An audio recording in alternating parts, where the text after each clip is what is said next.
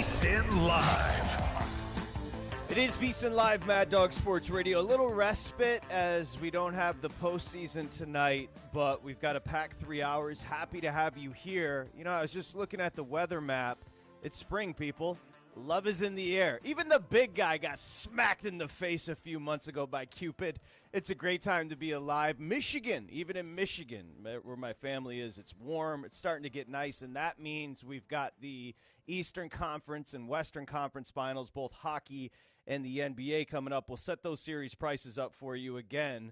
Final four set, both NBA and the NHL. We've got a ton to do as we open it up. I heard Tori talking about this. I have no clue what happened in the WNBA, so somebody's going to have to fill me in. Why the hell are you laughing? I don't want you talking yet. I just want to know why you're laughing at me, because I didn't do anything. I didn't say anything. Nia Hardman in New York City, the big guy, chomping at the bit like journalism to talk. He's going to have to hold off there. He's at the Wynn Studios in Las Vegas, Sirius XM. Sit back and learn something there, Dustin, with John Goulet. Of course, Ryan Smith in Las Vegas running YouTube. We appreciate all the subs on our VSiN Live YouTube. Jump in the chat as well as we say hi. A couple of things. We had basketball and hockey over the weekend, but I was reminded there's only one thing that gets me emotional. It's not human beings. It's not the big guy. It's animals. And over the weekend on Saturday, I got to be honest, your boy got a creeper. There's only one thing that gets your boy to cry. It's not family issues. It's nothing except animals. And I got an animal. I'm just looking at her right now. You know Jeezy. She's been around back in the rap days. I mean, listen, Shorty's got issues. I'm not going to pretend at 7 years old like she's not getting weird. She's battling demons at night. She can't sleep through the night. She's seeing ghosts. I mean, I just got my hands full with this 11-pound dog, but I still love her. And that's what animals do. They bring out emotions in us. And I will say this. I was watching the Preakness Stakes over the weekend, and that effort by journalism, if you missed it, let me recap quickly. Journalism goes into the Preakness as your favorite, goes off even money. And I'm bringing this up first because it was an all-time performance, so bear with me. Remember, we had the drama. We had Bill Mott on the program. Dog absolutely crushed Mott on ESPN talking about you have to have sovereignty in the Preakness. And by the way, I agree with him. I would have loved to see a Triple Crown on the table, but it wasn't to be. And journalism, who was the favorite coming into the Kentucky Derby, was the favorite in Preakness. Now, a little background on journalism. A California horse just right up the road from me, Santa Anita, Altadena area. As you saw in the broadcast, very much affected and evacuated by the wildfires. Michael McCarthy, his trainer, was absolutely in hysterics after the race because of the wildfires. It's just been an emotional time out here in California for a while now. And journalism made the state proud. Journalism made the sport proud. And journalism made Saturday what sports are supposed to be. Because if you missed it, down the stretch, journalism set up on the inside. A big guy, I know you saw it as well, but two horses, we don't need to give the names. Flavian Pratt can suck it. He's the jockey on one of the horses. They decided they were going to converge and basically box journalism in. And when that happens to a horse, when you stop or impede that momentum, it just physics. It comes down to this opportunity of reaccelerating. It just doesn't happen. And then after he got boxed in, bam, he got boxed in again. And I'm like, I cannot believe this. This feels intentional. Why are they doing this to journalism? Then all of a sudden, the seas parted because journalism decided to beast like a freak and decided just to absolutely split the two horses. And then not even, I don't know, a 16th to go, the horse starts to pick up momentum. Now, he's got a horse, a football field in front of him, and there is no way he's going to run him down. And then all of a sudden, and this is what sports do to you, you got the hair standing up on the back of your neck. You're like, holy yes, I think that horse is starting to move. I think the momentum is coming back. I think that horse might do it, and then shot out of a freaking cannon, flies by to win the Preakness Stakes. It's one of the great races you're ever going to see, 150 years of horse racing. I'm telling you right now, being obsessed with the sport. Again, when a horse, horses are tons, like they're huge. They're animals that need to get the momentum moving forward. And when that stops, to regain that momentum and acceleration is almost impossible. What journalism did on Saturday, you're not going to see for many, many years. So what we had was a stellar Preakness even without the Kentucky Derby winner. And now journalism will point to Saratoga. Remember, Belmont, not at Belmont. It's going to be obviously Saratoga. It's not going to be the 1.5 miles. But we should have a showdown with the Kentucky Derby winner, Sovereignty, and one of the great performances you're going to see in the Preakness in journalism. I cannot wait for the Belmont. And those wondering, well, if journalism is such a special horse, why didn't he win the Kentucky Derby? First off, it was a stretch battle between Sovereignty, who's a tremendous closer and a great horse. So let's leave that there. And secondly, it was sloppy. Maybe the horse just doesn't love the slop. But he loved the physical nature, and he loved the fight he was in at the Preakness at Pimlico on Saturday. So I just wanted to get that in. I don't know if many shows are leading with horse racing today. This one is, people. 888 Mad Dog 6, 888-623-3646. Because while you have the Knicks and the Pacers, and the Knicks are $1.40 favorite, the Pacers coming back plus 120, and you have obviously the T-Wolves and the Thunder. The Thunder are a $3.30 favorite, coming back plus 265 on the T-Wolves. That's exciting. You've got the Panthers and Hurricanes. That's a great series. You've got the Oilers and Stars on the ice. That's a great series. Those of you that have cats, dogs, animals that live with you, you know there's a special bond. And even the big guy who outside of his girlfriend, he has a hard time getting it going with emotions. I'm guessing you felt a little something watching the Preakness on Saturday. Yes? Yeah, look, I'm not a horse expert like you guys, but I've been doing it long enough watching these races to know that was a freaking all-time run. Like, that was a special run by a special horse for a few reasons. One, all of a sudden, with the journalism getting boxed in, the favorite became the underdog. You started rooting for the horse that went off as the favorite, that everyone was hyping up leading into the Preakness because it didn't look like the horse had a chance. And you wanted some competitiveness. It overcame the challenges in that moment. And it almost felt like, because obviously horses can't speak outside of Mr. Ed, it felt like we had a human moment from the horse, where the horse looked up and said, I have to get out of this mess. I have to get ahead. And it knew exactly how much energy it was going to take to get one, out of the pack, but two, catch the 9. The 9 horse looked like it was gone. It was way out in the distance. So for journalism to catch itself, to get its bearings right, to look up where it was on the track and have just enough energy to just pass the 9, I thought it was one of the most brilliant things I've ever seen. It was an all-time run, and I think we should relive the moment right now with how it sounded on the radio. Hear it. I love it. Sandman has entered the scene, and he has moved up on the far outside. Journalism is still running on. He's back into second. He might even win it. Here's the wire. Oh, my goodness. Journalism has won the Preakness Stakes in a performance like you read about. Yeah, journalism, you read about, you like it from Colmus, but I will say Dustin talked about the call earlier today. That was, you could tell. Listen, he's called a million races in his life. That wasn't feigned, that excitement, because, like, if you, and again, you've been around it long enough, Dustin, so you understand. Listen, if these horses have a bad break out of the gate, they take a wrong step. And it's like all of a sudden the race is over. Trainers will be like, this horse cannot recover. If they absolutely get trucked, which is, go watch the replay. The horse got beat up physically and then just decided, that's not happening, dog, and decided to part the two horses, just bossed them, like elbowed them out like Robert like Parrish in the lane. And like then Derrick Henry bowling him over. But moreover, the concept of not just getting through the horses, because it looked like the 3 horses were going to fall. I mean, it literally looked like they were going to topple over. That's how intense the collision was, big guy. Moreover, then to regroup and then all of a sudden accelerate the way he did. I'm telling you, it's a special horse. That's all I can tell you. Journalism will be the favorite in the Belmont over Sovereignty.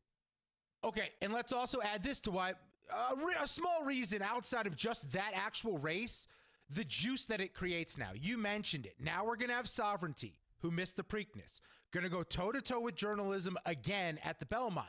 And I think that's part of why he's so hyped up during the call, because we're going to get this epic showdown to close out the Triple Crown. We need juice. We need a storyline. We need something to watch. We need this versus this. We need two horses to go at it in the final Triple Crown race of the year. That's what's going to hook the audience. We complained for weeks. Everyone called in, myself included, pretty bummed out that we weren't going to get a Triple Crown winner. Well, we're going to get the next best thing, which is a rivalry, which is two horses seeing who is the best one when it comes to the big races for 2025.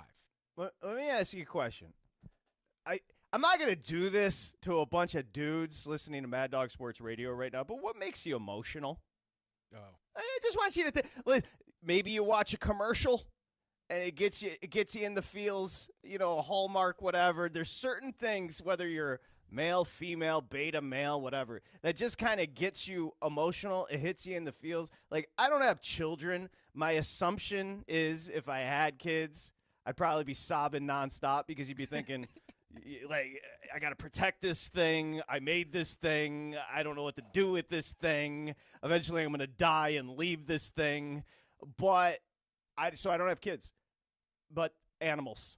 That's it for me. I don't know what the hell it is. When I saw that horse making that recovery and being so valiant and so brave and courageous, I was like, I don't know. I got emotional.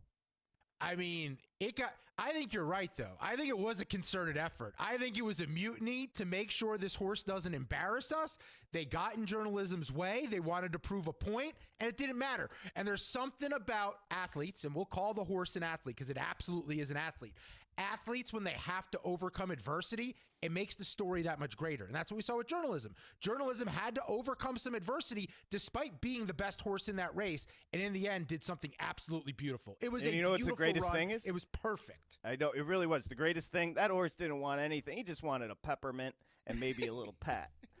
They don't ask for much. That's the thing that's the thing. Even Jeezy, who's a pain in the ass, she doesn't ask for much, just a little love. She just wants a cuddle here and there. They don't ask for much. They're selfless. But in that moment, it looked like that horse knew, this is my moment. I have to do something. I can't let these other horses punk me. I'm better than them, and just took off. If that's the vibe I got watching it, I know nothing about horses. I just, other than what that one did to that woman on a stage in Tijuana one time. But horses, it looked like in that spot, journalism looked up and said, it's my time to shine, and took over. He was talking about pornography. Yeah. For those that haven't listened to the show, it's is bestiality, VSiN Live. Technically. VSiN Live, Mad Dog Sports Radio. That's Dustin. He does porn. I'm Patrick. I do animals. I don't do porn. People are going to look for my OnlyFans now. I don't have an OnlyFans. Although, if there's enough people asking about it, I can make one. Oh, yeah. You got to get approval. 888 Mad Dog 6. 888. Look at, he hates it, but he knows it's true. 888-623-3646. It's true. It is true. It is true. Hey, it is true. I started the show with Love is in the Air. Just embrace it. I'm with you. So, a couple other things. Well, I'll tell you what, journalism's going to be doing a lot of loving the rest of its life. It just won a big Triple Crown race. Means a lot more loving until the end of time for that horse. I mean, Smash City day after day after day. My man's going to be walking with a limp. Hey, get that horse a cane. No condoms for that horse. No, I don't think he needs hymns either. No, he's good. He's ready to go. So you had in the notes, and we were talking about it a little bit earlier. If that's a triumph, the juxtaposition with what's happening in Toronto right now with the Maple Leafs, the Maple Leafs force a Game 7. They go back to Toronto, and they absolutely lay an egg in a Game 7. And you had it here. Franchises you have the least faith in, who won't get over the hump. I actually was thinking about that while I was watching the game. The total was 5, ends up clearing it, and Florida went off as a short favorite to end up winning, obviously easy, big guy. But I started thinking, and again, because we're American biased, no tariff, we don't really think about Canada, and no offense to Canada, we appreciate you like you appreciate, I don't know, like you appreciate a puppy. We appreciate you as a country, but we're America. So sometimes we have this thing where it's just yeah, it's Canada. However, I will put the Canadian fan base in Toronto, as far as hockey, on par with any fan base in any country that cares about anything. And the fact that they haven't, how many years has it been since the Stanley Cup? 93. No, Toronto. Oh, Maple Leafs? Oh, God. 60s? Yeah. I mean, and like, when I tell you, I used 67. to go 67. When I used to go, because you could drink when you were 19, go to Canada. So instead of waiting to 21, what'd we do? Get loose as a goose. We get designated driver people. But we used to go and get hammer timed at 19 in Windsor. And when we would go to the bars in Windsor, men and women were locked into the hockey game on a Friday night. And it didn't matter. It was game number 42, and it was Winnipeg and Detroit. It didn't matter. They just love hockey.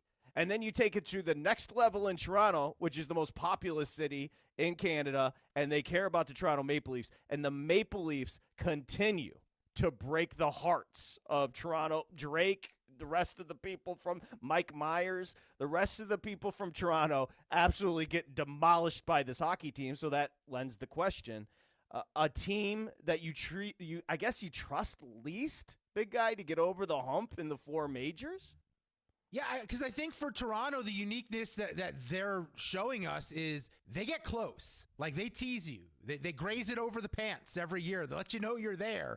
And then all of a sudden, they just crumble in epic fashion. You go through the numbers. The numbers are crazy. Since 2018 in winner-take-all games, they're 0-7. They've scored 9 total goals. They've allowed 28. 1 for 11 on the power play. Matthews and Marner have combined for 5 total points in those Game 7s. They don't show up. They spent a lot of money. They drafted a lot of top players early in the draft. Austin Matthews, looking at you. They signed John Tavares, supposed to take them over the hump. And this group has done nothing. They have not shown up when it matters the most. And normally I'd come on here and I'd do shtick. I'd make jokes about how Canada is just the diet soda version of America. But I won't even do that because I genuinely feel bad for them in this spot. I think they've been let down over and over again by a marquee organization that realistically, to Canada, the Maple Leafs, the Canadians, these Canadian hockey teams, it's European soccer. That's the level of fandom. The cup means more to them. And it doesn't feel like they're ever going to get this right. So it just got me thinking, what other organizations do you believe in your lifetime are just never going to get over the hump? They're never going to do right. Because I think in America, we do have a lot of teams. But when it comes to Canada, it's with a bullet number 1. The Maple Leafs are a team you trust the least to get over the hump. I guess we could say cursed organizations. Yeah. I mean, look, you're listening to a dude that pulls for the Lions. I got to be honest with you. I mean, you can throw the Lions out there. They've never won a championship. They've got a couple of playoff wins in 100 years. I still don't even know if it equates to what's happening with the Toronto Maple Leaf fan base. Because at least the Lions, at least Michigan and the great city of Detroit has basketball, has baseball, has college sports. They have other outlets with which they can pour their fandom into. Listen, they got the Raptors up there, and that's a nice team named after a dinosaur. Sure. It's a nice team named after a freaking dinosaur, but they care about the Maple Leafs. So 888 Mad Dog 6, 888-623-3646. Can you think of a team? And then you could also just couple it with, could you think of a team, we've been asking this question a million times, could you think of a team where a championship would mean more to the city than the Maple Leafs winning a Stanley Cup? I just don't even know if it's close. No, but that's what makes this happening year after year that much more frustrating. Because that's the thing that jumps out to me about Toronto. Like, you want to mention the Cleveland Browns, that's fine, but they don't come close. They don't tease the fan base. There's never a moment in the season where Cleveland Browns fans are going into like week 8 going, hey guys, we're 5-3 or we 5-2 going into week 8. We got something cooking here. I think this is the year things change for Cleveland. For Maple Leaf fans, this team makes the postseason.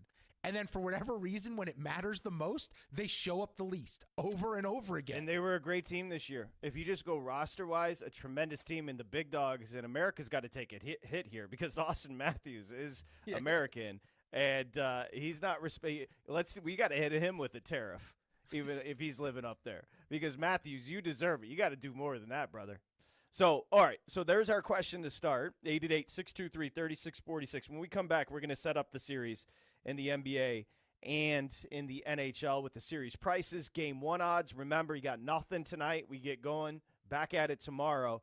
Dustin gave me this great note. NBA, we're going to have our 7th different champion in 7 years. We can delve into a conversation surrounding parity in the sport and what needs to be fixed with basketball. But I do like what we have. I do like Knicks Pacers in the East, and I do like a couple of young teams that go deep with the T-Wolves and the Oklahoma City Thunder in the West. We'll talk about what happened over the weekend as well from a betting perspective and bring it into the present.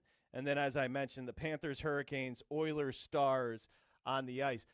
The Edmonton Oilers are literally carrying a country on their freaking backs. Because if it happens to be Florida, Sunrise, Florida, who they wouldn't know a hockey puck if it hit them in the face, or it happens to be Carolina. People, they play in Raleigh. NC State basketball matters more. Or the Dallas Stars?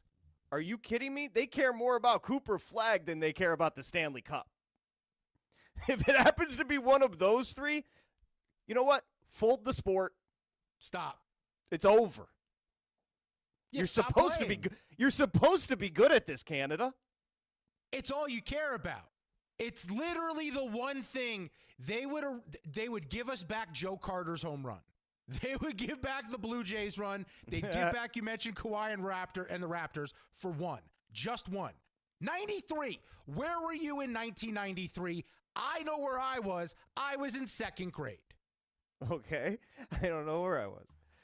Older. But anyway, I was just thinking about Canada. I mean, what are you good at? Being nice.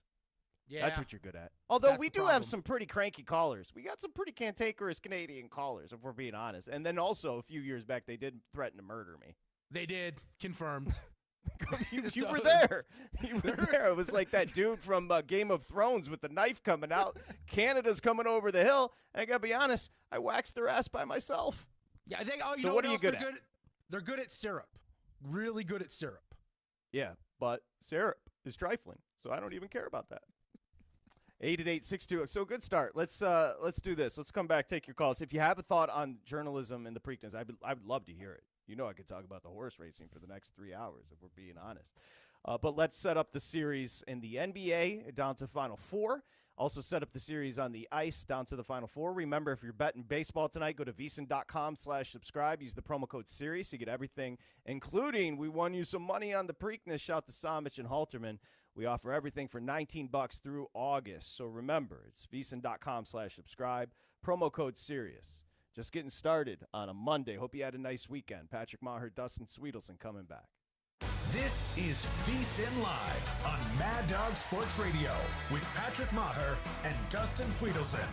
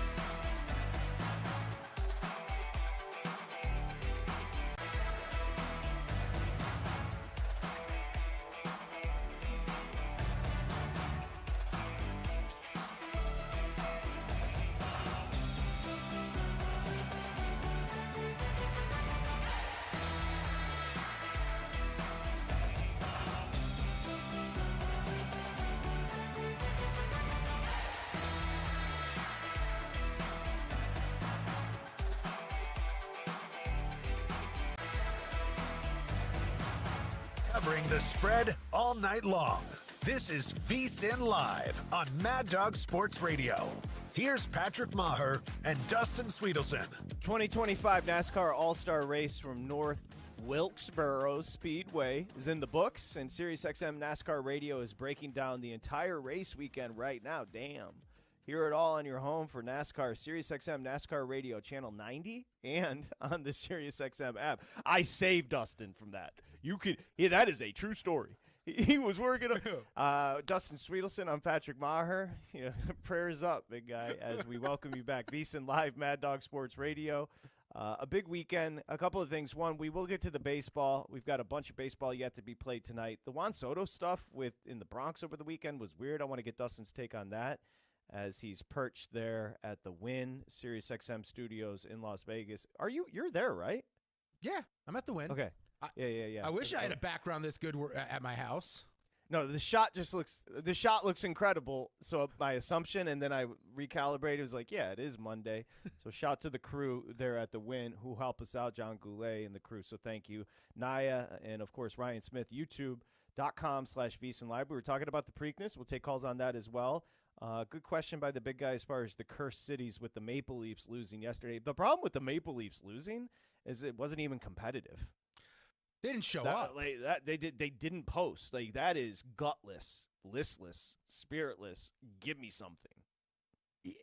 At home. That's the big thing for me. You should be ready to go. You should be locked and loaded. I don't understand. You force the game 7 and then you have nothing left to show up in the end when you have all these superstars that you've spent high picks on, a ton of money on to be a very top-heavy team. Well, those guys then that you're paying all that money to at the top of your roster, they have to be the ones to perform in a big moment like that, and they just completely disappeared again. Yep, you've got home court for the Knicks. They're laying $140 in the series. I think it should be closer to Pick'em if you're asking me, against the Pacers. Pacers are a very good team. The Knicks' last 4 Eastern Conference Finals appearances, another nugget from the big guy, that has been against the Pacers. So there's some symmetry here. I think it's a good matchup, and I also think T-Wolves Thunder a good matchup, though the Thunder are heavy favorites there. Let's get to your calls. We'll open it up and have some fun tonight as we can kind of take a deep breath. There's nothing outside of baseball to bet on, nothing outside of baseball to discuss, so we'll have a little bit of an open line situation. Journalism with a heroic performance and the Preakness. There's really no other way around it. I was texting people as soon as it was done. I was just like, that. I know I can be hyperbolic at times. I'm like, that's one of the greatest performances I've ever seen by a horse. But the feedback I was getting was the same thing. Like, you don't get murdered like that on a track and end up accelerating down the stretch to win the Preakness. Those are also 8 of the greatest horses on the planet. You shouldn't be able to catch up like that after essentially Mike Tyson was taking swings at you down the stretch. Like, because that's what those 2 horses were doing to journalism when they converged on them. So fascinating. Let's get to your calls. We'll start, you know what? Let's take a horse racing call to start the program and start the week. Here in California, we say hi to Burton. Hi, Burton. Hi, how are you? Good, Burton. What's up? Well, that was an incredible race. You know, I can only think of maybe 2 or 3 races that might compare, and it might even be better. I can think of Tisnow's second classic win where he did Saki. That stretch run was incredible. He was, he'd stick his nose in the lead, and then he'd lose it, and he just gutted it out. And then of course, Secretariat and the Belmont, and then of course the Alador Affirmed races were just unbelievable, and that's what racing needs, like a rivalry. And I hope that the journalism and this other horse that won the Derby are going to maybe create some sort of people tuned into horse racing. And it's really sickening that a horse can show more heart than these guys from Toronto who just laid down. I mean, you're kidding me. I mean, the horse doesn't get paid a penny. He's just getting food, right? And he's just running and trying to get through there. And yeah, well, you know what, Bert? I'm gonna give you credit because Dustin, we do this for a living, big guy. That was a better transition than I could have come up with. My man went from Aladar affirmed, tis now secretariat. By the way, those are 4 of the greats, so he's putting journalism into that conversation as far as some of the great races he's seen, what we saw in the Preakness. And then he transitioned from journalism's heart into a lack of heart from the Toronto Maple Leafs. 10 out of 10 start. No notes. No, it's perfection. It's the complete opposite. In one moment, you have adversity from a horse, not knowing if it's going to be able to overcome it, but it still tries its hardest, still gives the effort. In the end, it was just barely enough to win the race. On the other side, the Toronto Maple Leafs, I think they're still waiting for the bus to show up for Game 7. It wasn't a great look. Hey, I don't know if the Nuggets got on that bus either. Wolf. Well, in fairness to the Nuggets, I think some of them were still sleeping in their hotels when that game started. That team looked freaking exhausted. They were exhausted. I think it only closed 8.5. And Oklahoma City, your theme, they did look tight early on yesterday in a Game 7, but they just have so much depth and so much talent that they end up winning by, 30? Yeah, but I don't know what to take away from that, because I think the Nuggets might genuinely stink. They just happen to have Nikola Jokic. Because if he's not dominating, I mean, Christian Brown had a good game 2 games ago, and then yesterday he couldn't hit anything. So he hit stuff early, then late in the game he disappeared. Jamal Murray, where is Jamal? Jamal Murray, that's a discussion to be had about what can you get in a package of Murray and someone else, because Jokic needs help, and that guy stinks. Well, this theme continues because he is Canadian. So, True. Again, our neighbors to the north, we do apologize. It just wasn't a great weekend, if we're being honest. Cursed teams, too. So, the Maple Leafs, 67, they've won a cup. They've had tremendous teams over the past decades, and they just can't get over the hump. And it is so – it's almost apropos that a franchise like Florida, who won a cup last year, and they were favorites on Toronto's ice yesterday. Look, you're going to have your niche fan base for a hockey team regardless of the city, so I'm not pretending like there's not great fans down in southern Florida, but there's not. Like people don't even go to the Marlins games, and that's baseball. That's America's sport. So this concept that Florida goes up there and beats Toronto, woof. Yeah, I mean, it's not like you're going to get some local kid from the state of Florida who grows up playing hockey to one day play for the Tampa Bay Lightning, his hometown team. But I would say this. I just went and looked. 1967, Maple Leafs win the cup. I was just curious because it's a long time ago. It's early stages of hockey. I don't even know if I can count that cup, if I'm being honest. There were 1, 2, 3, 4. There were 6 teams in the NHL. They had a 1 in 6 chance of winning the cup that year. I don't even know if that counts as a Stanley Cup. Dude, you listen. I was rough on Canada in the opening 20 minutes. You're pummeling them. I don't know if we can really count it when you just had to beat 5 other teams to win the championship. The original 6, they were one of them. Once we got to 30, it's not working. Let's go cursed teams. We start with the cursed teams in Seattle and say hi to Brad. Hey, Brad, welcome. Hey, how you guys doing? Good, Brad. What's up? After you talk about the Maple Leafs, I have to agree with you now, but for me, my cursed team is the Minnesota Vikings. And I'll tell you why. They've lost 4 Super Bowls. They have 6 NFC championship games. They have the infamous take a knee game with Denny Green and Randy Moss and Chris Carter. They have the offensive pass interference non-call against Dallas. And then they have Bountygate against New Orleans. And you also forget that they lost to the Giants 41-0 in the championship, where they think that the other team knew their plays. Yeah, that is. You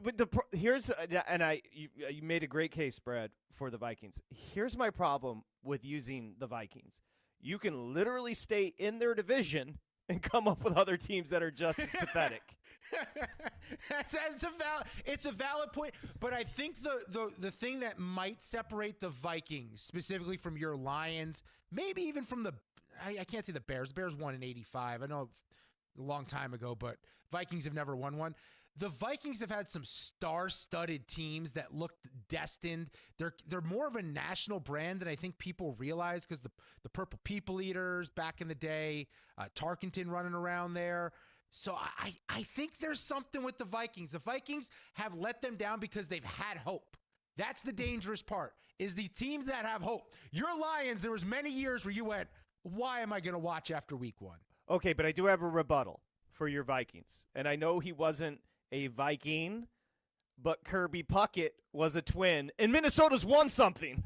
That's true. Minnesota still has other things. And again, I understand the Raptors, a nice dinosaur, but it's like with the Maple Leafs, that's all they care about. Yeah, you're right. They got the Timberwolves going right now. Timberwolves are winning. This is the best run of Timberwolves. Best run of Timberwolves basketball ever. Yeah, they went to the Western Conference Finals last year, and they're back in it. Yeah. Now, they're going to get boat raced, but they're back in it. Uh-oh. Oh, I thought that was a pregnant pause, like you got twins cooking. That makes me believe that you do believe at a price that you like the T-Wolves in this series against the Thunder? Oh, if you don't think we're going all in on Minnesota, by the way, take plus 7.5 right now before game 1 before that goes away. Minnesota is the play. Oklahoma City on shorter rest. Oklahoma City hasn't seen this version of Julius Randle. Timberwolves are a different team with that number 2 option. Who's the number 2 option for OKC? Jalen Williams, he showed up once last series. You can't rely on him offensively. Minnesota wants to defend. This is a big spot for Anthony Edwards to prove he's the new face of the league, not the MVP SGA. Super motivated. No. That number is disrespectful to Minnesota, that is just as deep, plays just as good a defense as Oklahoma City, and in the end has more scoring options than the Thunder do late in games. I know you well. There was no way I thought you would be betting on Oklahoma City. You were going to stand by your argument, but I don't hate. First off, I do love Minnesota in game 1 because of the spot. Yeah. It's a tough spot coming off of game 7. Also, we should give Canada some props. Shai Gilgeous-Alexander, Canadian. True. And Minnesota, if we're being technical, probably should be Canadian as well. While Brad made a great case for the Vikings, I can't put it above Toronto's misery. Oh, no. Definitely not above there. All right. Let's go San Diego and say hi to Cliff here on VSiN Live. Hi, Cliff. Hi, how's it going? Good, Cliff. How are you? Doing all right. I want to throw San Diego in the mix for a cursed sports city. We've lost 2 basketball teams. We've been to the World Series twice and gotten boat raced both times. Our San Diego State basketball got destroyed a couple of years ago. We've made it very few times, and we can't keep sports teams. It's terrible here sports-wise. Everybody comes here to have a great time when their team's here, and nobody goes to our games other than the visiting team. Okay, it's not a bad argument for a couple things. One, we remember the World Series. 84 Tigers dismantled them. And then it was the Yankees and what was it, big guy? 96, right? Was it 96? 90. Padres, Yankees. That was not a great Padre team. I would say 98. 96 or 98. Something Padres, like that. Maybe Yankees, 98, World Series. I think. 98, but he's right. 98. But he is right. But here, I hate to do this. Yeah. But it is San Diego. Yeah, there's other things going on. You literally live in the greatest climate on the planet. So, cost Benny. And to go complete opposite direction, the people of Toronto are literally locked indoors for, 70% of the calendar year because of the winter and the snow? So I would definitely say San Diego, while there's been some epic losses, we can't compare to what Toronto has to go through. And Toronto did have Drake, and then Drake just his ass got beat by a kid from L.A. named Kendrick Lamar. So true. He gone. That's true. It's true. That's true. Man. Between the Maple Leafs, Drake getting beat, and tariffs, Canada's on a bad run. Oof. And by the way, I keep saying tariff. I don't even know if they're tariffed. I just remember hearing that we're about to get tariffed. I thought we were going to buy them. I thought that's what the tariff was. I thought they were going to become.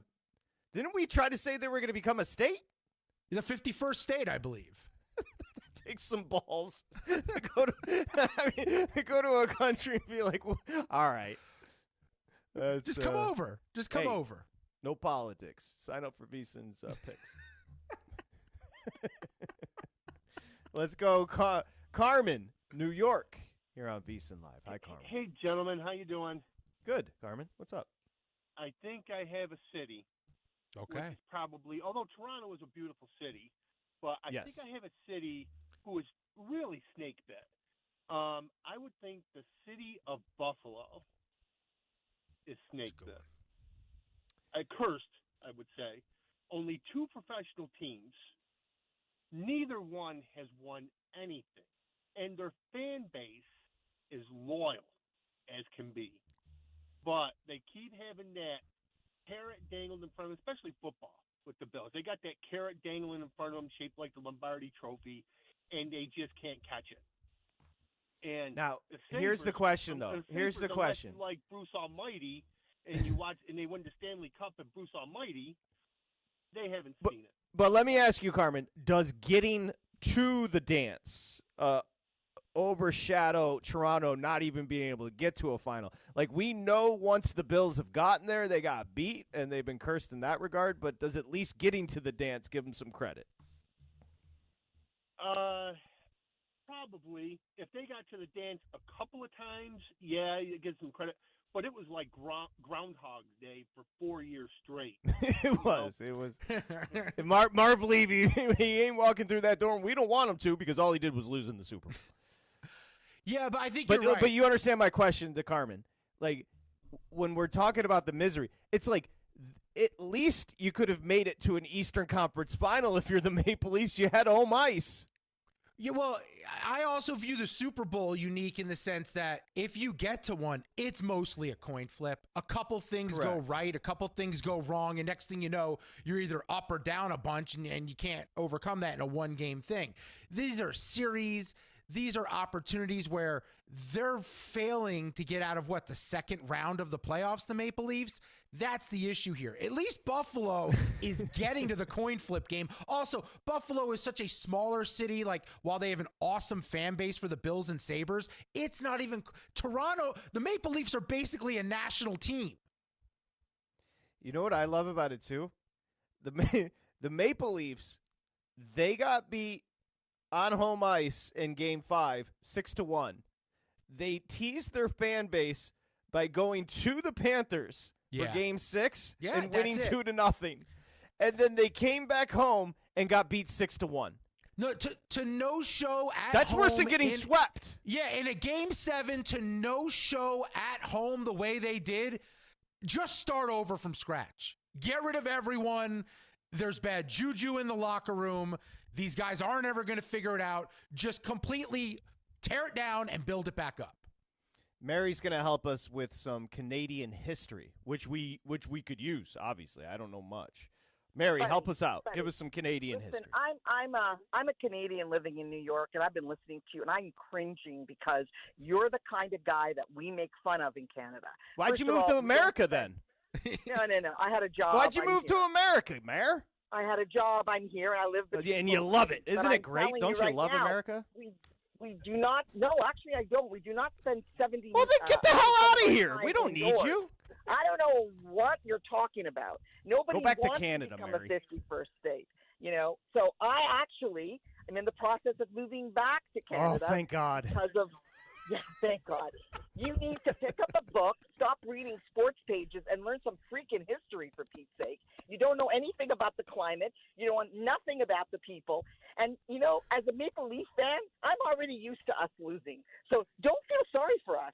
We know what it's like. We don't have any expectations. The fact that we went to 7 games is enough for us. It's enough for me. That's no. Don't Mary. start talking about Toronto when you don't know what you're talking about, bud. Not even. I got you. I got Mary. It's all good. I love you. We prefer keep you. Taxpayers work. You pay them just like I do. Not as much because I live in California. You know what I'm saying, girl? But listen. She just said something that we need to correct, and this is what's wrong with Canada, if we're being honest. She said, quote, we got to a Game 7, ... and that's enough. No, it's got to not change the enough. expectations, Mary. No, but that's why you're not a world power. I'm sorry, Mary. If Canada mattered more, I'd know more about it, but you're completely irrelevant when it comes to the rest of the world. And at the end of the day, you can lie to us, but don't lie to yourself. Getting to a Game 7 is not enough. It's not. You got to change the expectations. Mary, all kidding aside, we're just all in good fun. We love Canada.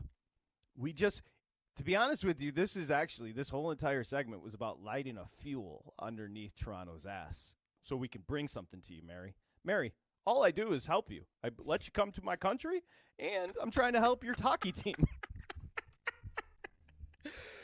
Ellis Island over here. I didn't know you were in charge of immigration. I love it. I love it when people just come. They live in America. They're like, it sucks here. It's like, dude. Yeah, okay. You see that big exit sign? It's called the border. Trust me, we're worried about people coming in. We'll let you leave. Nah, Mary, you're a great addition to America. We appreciate you. And go Leafs. Maybe let's change the expectations about getting to Game 7's enough. That made me sad. Yeah, want more for yourself. But you know what? That is indicative. Even though Mary was heated at us, and let's be honest, she has a right to. All we've done is kill Canada, and we're idiots. But Mary has a right to be upset, but she also has a right to expect more for herself. Yeah, maybe that's the bigger issue at hand. I thought, and again, I'm just basing it off my Twitter feed, which is not, the regular person in Toronto. Maybe most Toronto Maple Leaf fans are like Mary, and they're just happy to be here. I would say if you want more from your team, you have to demand more from your team. That's what I would say. I would say this, and even though Mary hates us, I think Mary's much kinder than most Maple Leafs fans because they wanted to rip the whole entire city down after they lost 6-1 yesterday. Shout out to Mary. 888-623-3646. So Toronto, we've got them as the cursed city. At the top of the hour, our buddy Brandon Anderson, he's great on the basketball, is going to join us. We'll continue with your calls. VSiN Live, Mad Dog Sports Radio. With Patrick Meagher and Dustin Swedelson.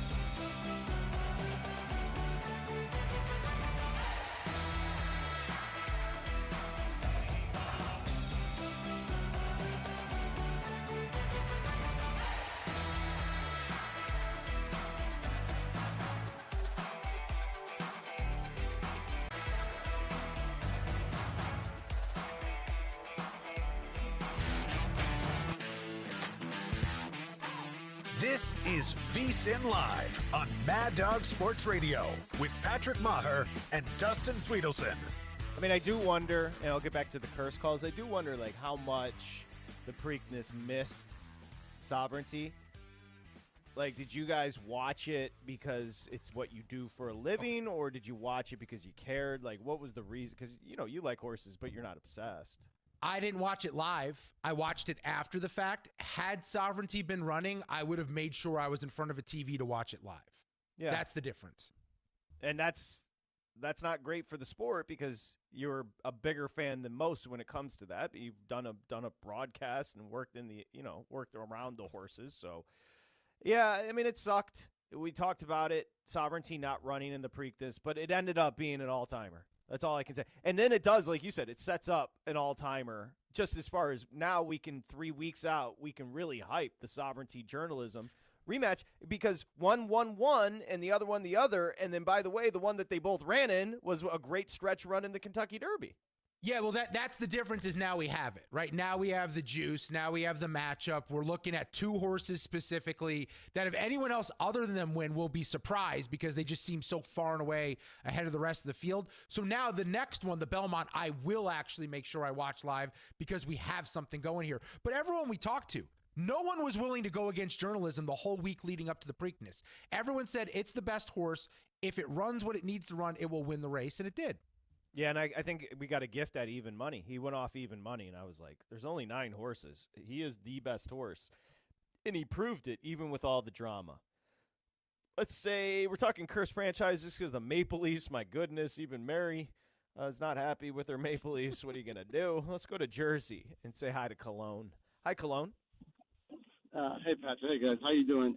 Hey, good, buddy. I don't believe in curse anymore ever since the Red Sox and the Cubs, you know.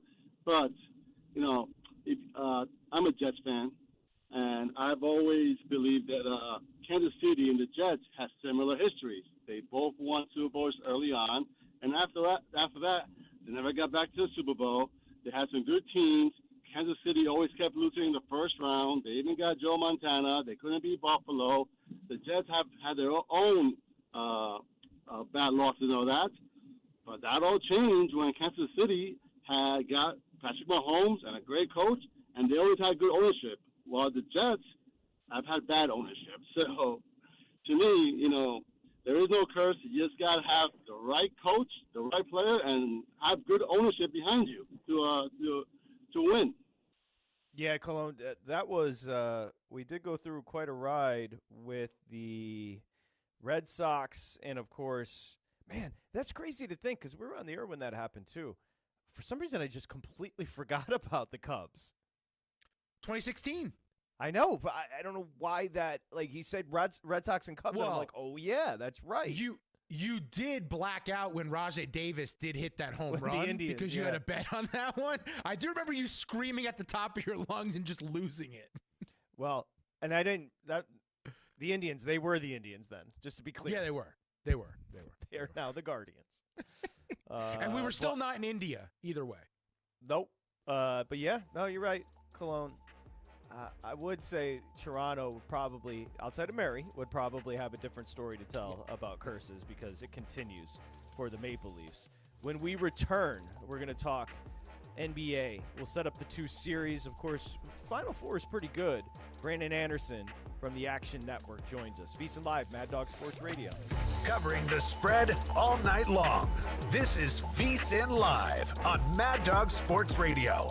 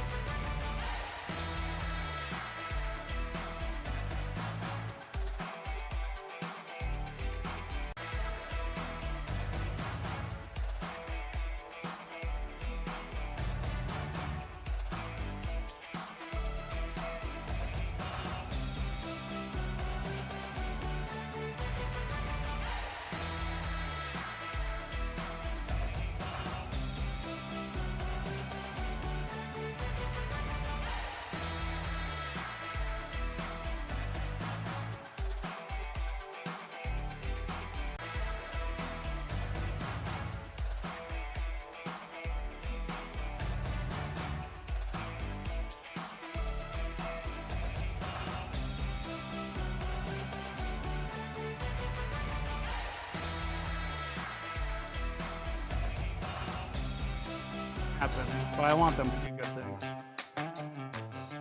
Live betting reaction to all of the night's action. You're tuned in to VSiN Live on Mad Dog Sports Radio. Here's Patrick Meagher and Dustin Swedelson. Okay, VSiN Live, Mad Dog Sports Radio, Dustin Swedelson. I'm Patrick Meagher. You can check out the newsletter. Do a great job with it. You get free picks, get your betting menu for the day set up for you, and it's absolutely free, no obligations. It's an email that pops up, right? It's there before you wake up every single morning. Go to vsin.com/newsletter to sign up. All you have to do is enter your email address. It's free, vsin.com/newsletter. As we got you back here, I mentioned Dustin, I'm Patrick. Naya and Ryan, the whole crew is here on a Monday. A little bit of a respite, of course, because the playoffs, as far as the NBA and hockey, start up tomorrow. But we do have the Final Four in both the wood and the ice to talk about some NBA. We bring in one of my favorites to read, to be honest with you, and talk to when it comes to sports betting in particular. But the NBA, Brandon Anderson, the Action Network NBA writer, at Wheaton Brando on Twitter. My man had a big Thunder Nugget series that was very profitable. We give him props there. He is wearing, those of you not watching on YouTube and listening on SiriusXM, he is, as you can see, showing his Minnesota Timberwolves t-shirt today. As he said, why don't we start there? He said, most Timberwolves fans are nihilists. Why would you classify it that way? Minnesota fans, you see the articles sometimes that are like most tortured fan bases, and Minnesota fans are so nihilist and so tortured that we text each other, we got left out of the article. They don't even know how tortured we are. We're so tortured, we don't even get acknowledged as tortured. Oh, Cleveland, great job for Cleveland. Minnesota chokes at all the men's sports. The women's sports are great. Go Lynx, hooray for the Lynx. The men's sports, Vikings, you make it to the end, you lose. The Timberwolves make it to nowhere, usually. They're finally doing good stuff now, but they were terrible in the conference finals. The Twins make the playoffs, they just lose to the Yankees, inevitably. That's always how it goes. Minnesota fans watch sports expecting the other shoe to drop. And I've just, we had the whole KG career, and then the shoe dropping was he left and immediately won a championship. Like, literally immediately won a championship. This is just, I can't speak for all Minnesota fans. I will acknowledge some of them are better fans than I am. I'm a bad Timberwolves fan, but I'm a front-running Timberwolves fan right now. This team is good. They're fun. They are a possible NBA champion, and they are 8 wins away from doing it. And they're 1 win away from right now from having their first ever franchise lead in a conference finals. So let's start by doing 1, and then we'll go from there. Okay. Yeah, Brandon, now with all that said, how much did this series price get talked about amongst the Timberwolves fans? Because they're plus 265, OKC a heavy minus 330. And I don't know, you don't have to look back that far just a year ago to see that your team's been here before and might actually be better. How shocked were you at that series price? I mean, I think as a bettor, not super shocked at the series price because the Thunder have been such heavily favored the entire time. Given that there's something approaching minus 200 to win the title, like obviously if that's the case, they have to be a pretty ginormous favorite, game to game and certainly on the series. I think that's to be expected. I think the problem here, and we do our Buckets podcast at Action Network, and we do a 10-word thesis on each series when we preview. Here's my thesis for this series. 10 words. The Timberwolves are really good. Unfortunately, the Thunder are better. That's the problem. The Timberwolves are really good. They're top 8 offense and defense on the season. Since February, they're top 5 in net rating. Since March, they're up to 3rd in net rating. Doesn't matter. The Thunder are first in all the time periods in all the ways. I mean, it does matter. It just matters appropriately. The Thunder are still better. I think personally that the Thunder are better, but by less margin than the books are pricing. And I think that there is some value on the Timberwolves showing up, and there's a lot of edges that they have here to make something of it. And let me say this for a skeptic listening. Again, it matters that I'm a nihilist Timberwolves fan. I am not a Timberwolves bettor. I am a bet against the Timberwolves sort of fan. So the fact that I am seeing some things for the Timberwolves, both offense and defense, that they can hang, I think they can win a couple games, and maybe they'll surprise me and win 3 and maybe 4 games. Okay, well, let's talk about Brandon Anderson, Action Network. We're talking the NBA postseason. He's got a ton of bets, and we'll start with your bet on the Timberwolves Thunder series. Maybe we should frame it this way. Why did the Thunder have such an issue with such a short Nuggets team? I understand Jokic, but that did go 7. It did go 7. We tend to forget it in the context, and a win is a win. But they really, really gave away game 1. They really gave away game 1 for the team coming off of game 7, which is again the case here, but now the other direction in Minnesota's favor. There are a lot of trends telling you the team coming off of game 7 is tired, and the other team has a big advantage there. Oklahoma City looked the part and then gave that game away, and I think it really threw off the rest of the series. They also gave another game away late in the game. Now, they took a couple as well, but I think those were at best coin flip games that both went their wrong direction. I think it could have ended in 6 or even 5 had things gone the other way. And, tale as old as time, right? We've watched a lot of basketball, all of us here. You see the young team and you see like the savvy veteran champs. You got to prove your mettle at some point. And I think you can go either way. Well, it took the Thunder 7 games. Well, they still did it though. And they did it quite convincingly when they had to. In game 5, trailing in the 4th quarter, they slammed the door on Jokic and the clutch team, and they won it, and they won it comfortably at the end. In game 7, with the season on the line, they looked nervous for 8 minutes, and then they obliterated them after that and showed who they were. And I think it matters that Oklahoma City is winning multiple games a series by blowout, because guess what? If you get 2 free wins by blowout that are just like never in doubt wins, you only got to win 2 of the other 5. That's just math after that. And if you're already a pretty good team and only have to win 2 out of 5 instead of 4 to 7, you're in much better shape from there. My series best bet on this series is I'm going to split my bet. I'm going to go 2 ways. Give me Thunder in 6, Thunder in 7. Plus 475, plus 425. I basically am getting a plus 175 implied there. The Thunder, you mentioned the short number for them. I'm giving up basically no sweep, no Thunder in 5. I'm giving Minnesota credit for at least 2 wins in a long series, but I think the Thunder can close it out. And I'm giving up over half of the outs that the books are offering me with the minus 350 range, something like 77%. I'm giving that up. I'll take the 36% implied. I think the Timberwolves can maybe seal game 1 with the game 7 disadvantage. I think they can push the series deep. It could even get to game 7. I'm going to still like Oklahoma City at the end of the day, but I'll take the Thunder in a long series, 6 or 7. Now, these two teams split the regular season series, Brandon. When you look at the matchup, and let's just live in a world where Minnesota is going to end up on top here. If Minnesota is able to make this a 7-game series or even somehow win it, what would be the key areas that you think would be successful for them in doing so against Oklahoma City? So when you're talking Oklahoma City, it has to start with turnovers.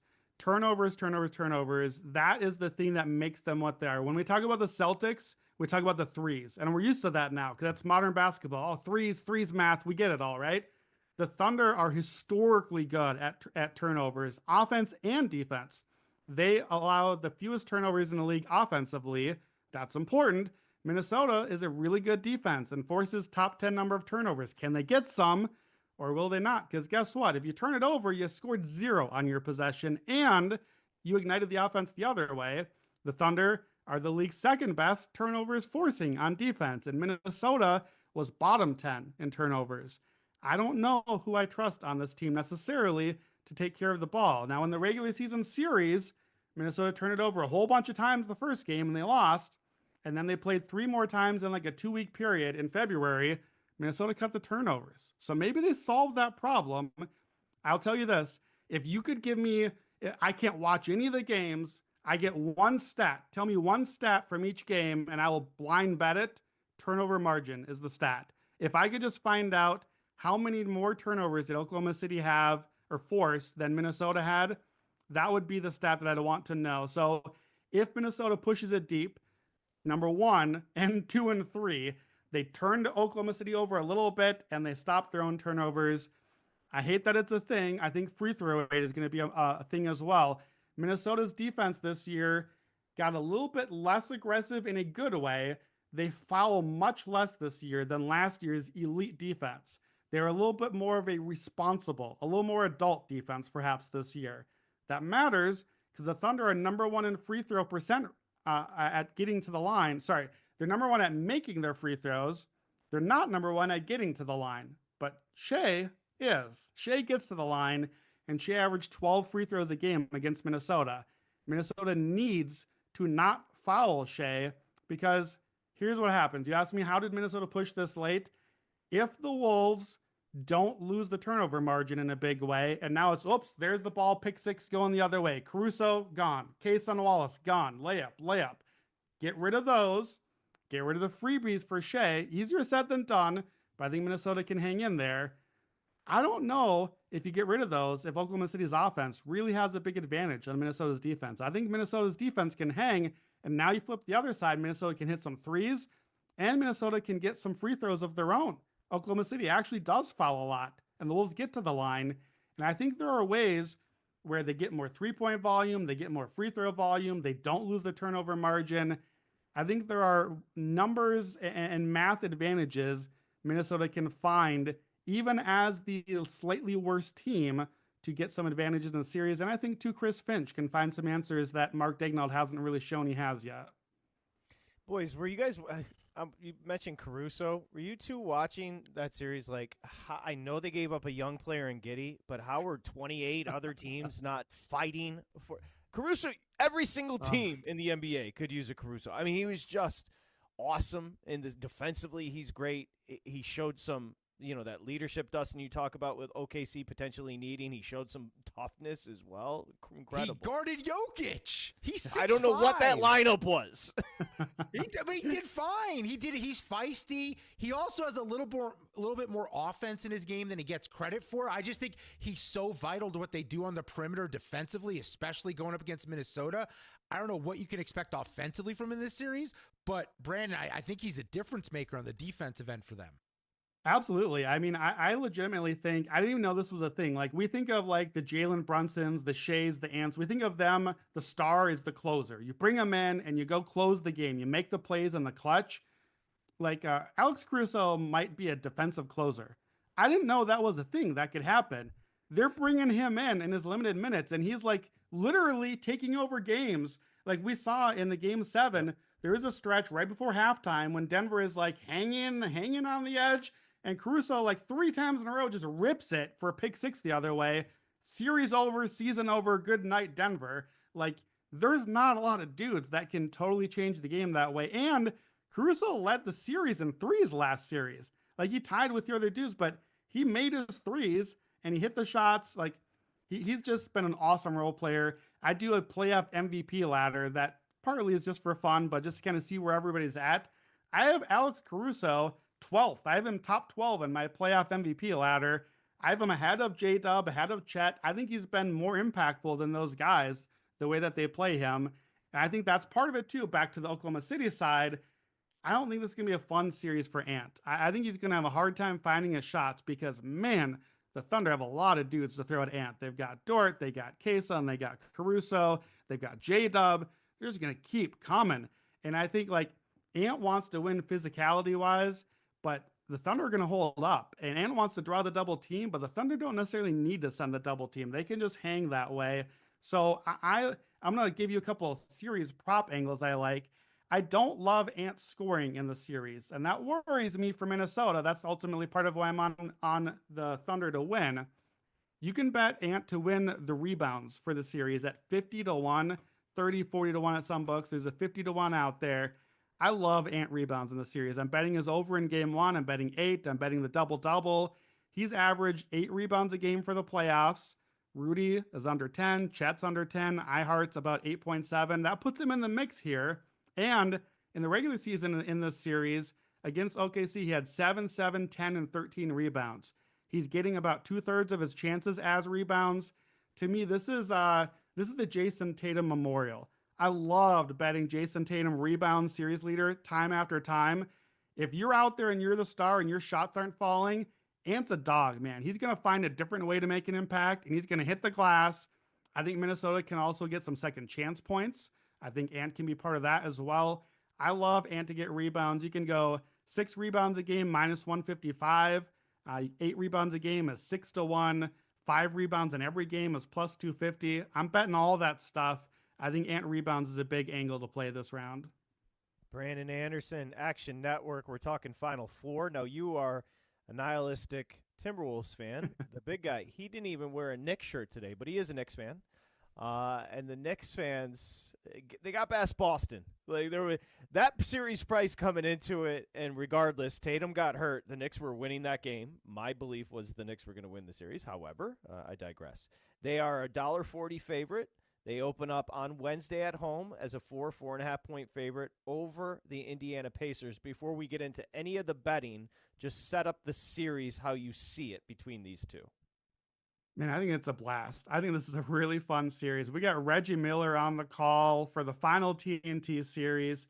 I think we're going to get close games. I think we're getting a long series.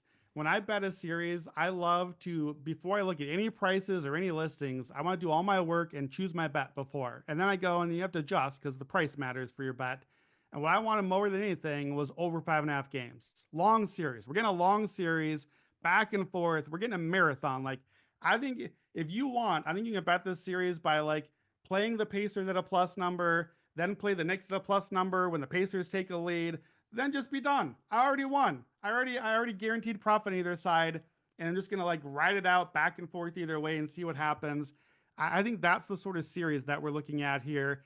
I think both teams are gonna find ways to score here. I thought the West is a more defensive series. I think this is a more offensive series. I think if you're a Knicks fan, what do you like for scoring? Brunson and Cat, pick and roll as much as you can get it. Please, Tibbs, actually let them do the thing. I think especially in the paint, you love the Knicks in the paint here. I think the Knicks are going to smash on the offensive glass. I think that's a huge edge for them. Definitely an angle that I want to play. Josh Hart rebounds, Karl-Anthony Towns rebounds, getting to the paint, finishing at the rim. I think the Pacers offense is really good too, though. And I don't think either one of these defenses are that great. Pacers are going to get their shots. The Knicks sort of force more threes, and the Pacers don't really want that, but are pretty good at making them, so might accidentally get an advantage there. I think, too, one thing to watch early in the series, the Pacers have punched teams in the mouth with pace. It's a thing that surprises teams. The MSG crowd's going to be absolutely rocking. The crowds have been so fun this postseason, but you score on one end. The Pacers are already in offense on the other end. Like, they're already up there with 18 on the shot clock. They're already in motion. They're already getting the next shot up. That can really like take it out of you as a fan. They're showing the replay on TNT, and the Pacers are already scoring on the other end. And we've seen teams struggle to adjust to that. It takes a game. Like, to me, it reminds me of the Warriors, not the recent ones, but the Warriors where game one is like, man, this is a totally different animal. Steph is flying around left, right, like all over the place. Like, the Pacers are a different version of that. And I'm curious whether the Knicks will be ready, or could the Pacers steal a game one or two and get the home court back? I think home court back and forth in the series. I think it's a really fun series. Yeah, Brandon, as a Knicks fan, I'm nervous. I think Indiana's playing insane basketball. They just dismantled Cleveland with absolute ease. They didn't even have a sweat breakout. They've looked awesome. I guess my question would be, as someone who crunches the numbers and watches so much basketball, do you believe the level they're playing at is sustainable? And when you look at my Knicks, so two-parter here, when you look at the Knicks, should they even be here? Because they've gotten outplayed just about in every quarter that they've played so far in the postseason. So I must admit, I have been the Knicks hater of Knicks haters on buckets. So I picked the Pistons outright in the first round, and I still am waiting to cash my bet because I still think they got a win literally stolen from them by the referees in one of the games. And then we're at a game 7. And frankly, the Knicks didn't win in a dominant fashion any one of those games. Every one of those games came down to the end and could have gone either way. And look, they got them. They got the wins. Then we got to the next series. The Celtics had a 20-point lead in 4 of the 6 games. 4 games wins a series. That should have been it. That's curtains. It's not curtains. The Knicks won the games. The Knicks get credit. They are here right now.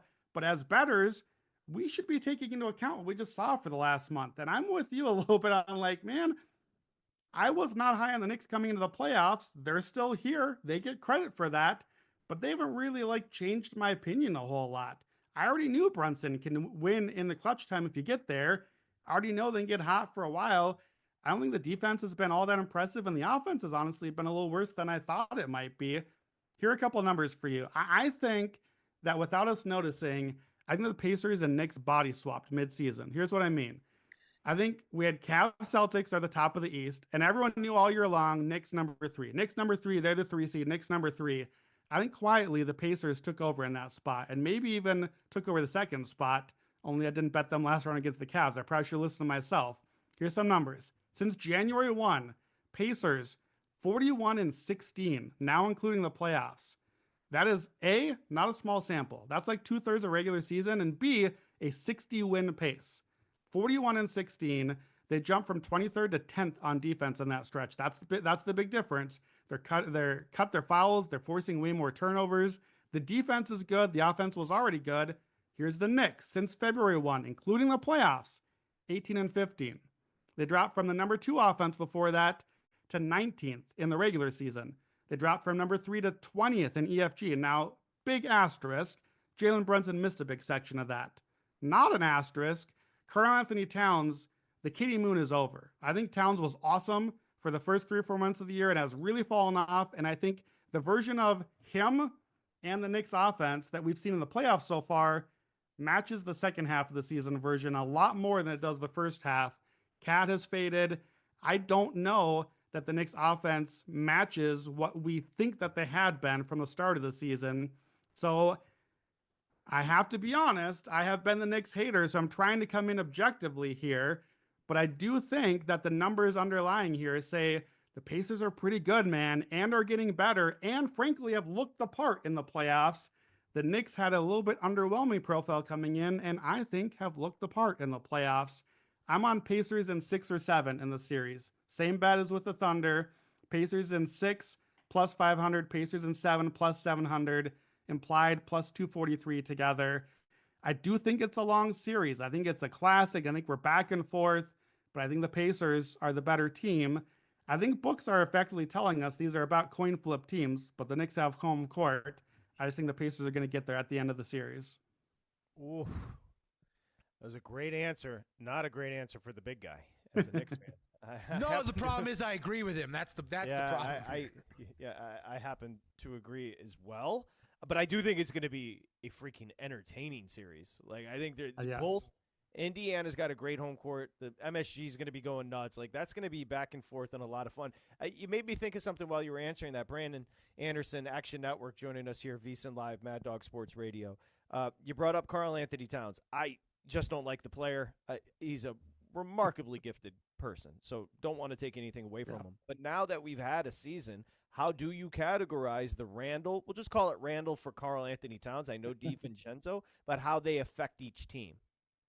It's complicated, man. As a Timberwolves fan, that is a complicated question for me because, Timberwolves fans, I think, had a pretty love-hate relationship with Cat because the same reason I think Knicks fans are developing that. Like, he's a great dude on and off the court, in the community, somebody that makes a difference.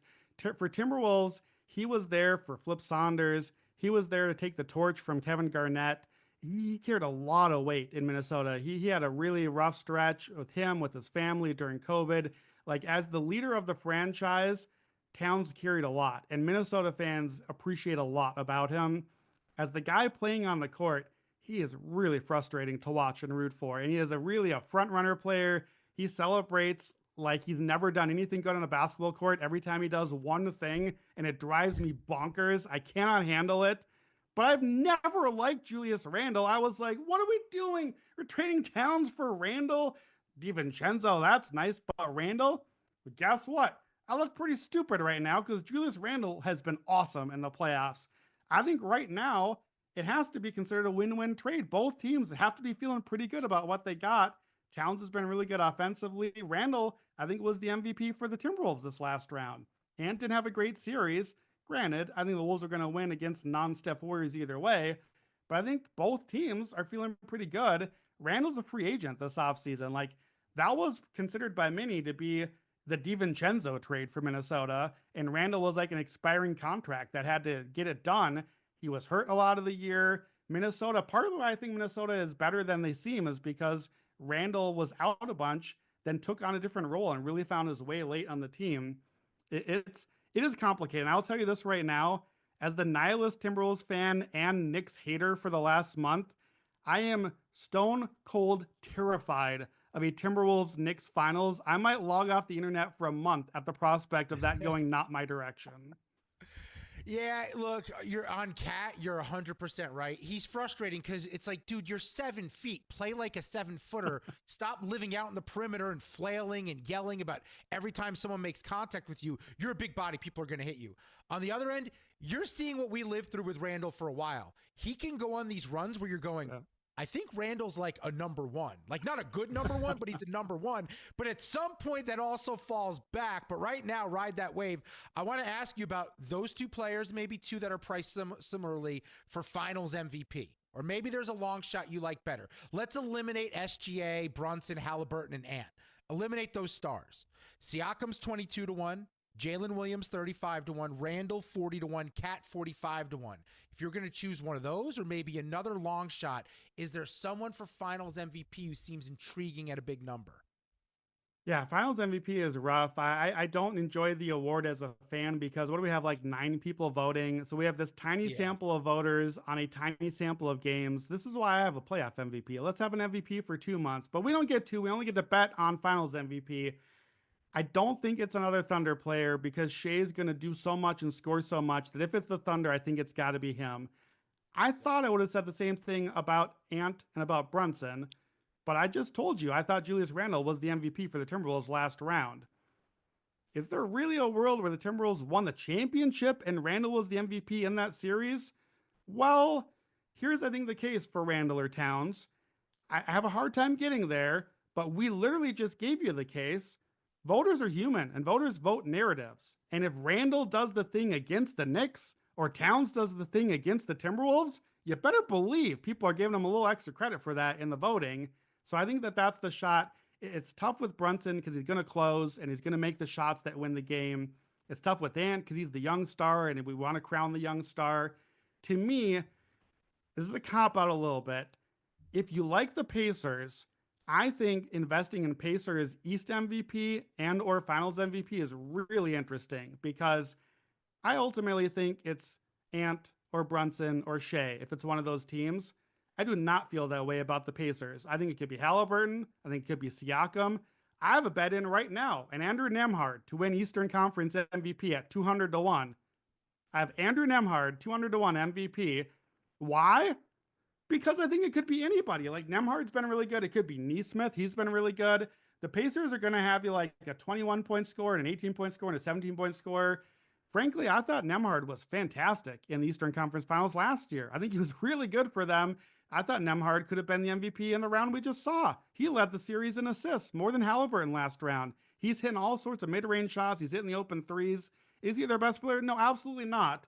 But we just saw a year ago, the Celtics, I'm a known Jaylen Brown hater. I think Jaylen Brown was the 5th starter on that team last year. That's what I think about Jaylen Brown. Guess what? Doesn't matter. He won both MVP trophies because it was a team more than a star. The Pacers are the version of that. If you like an MVP long shot, I think it has to come from somebody on the Pacers. Okay, BA, last question.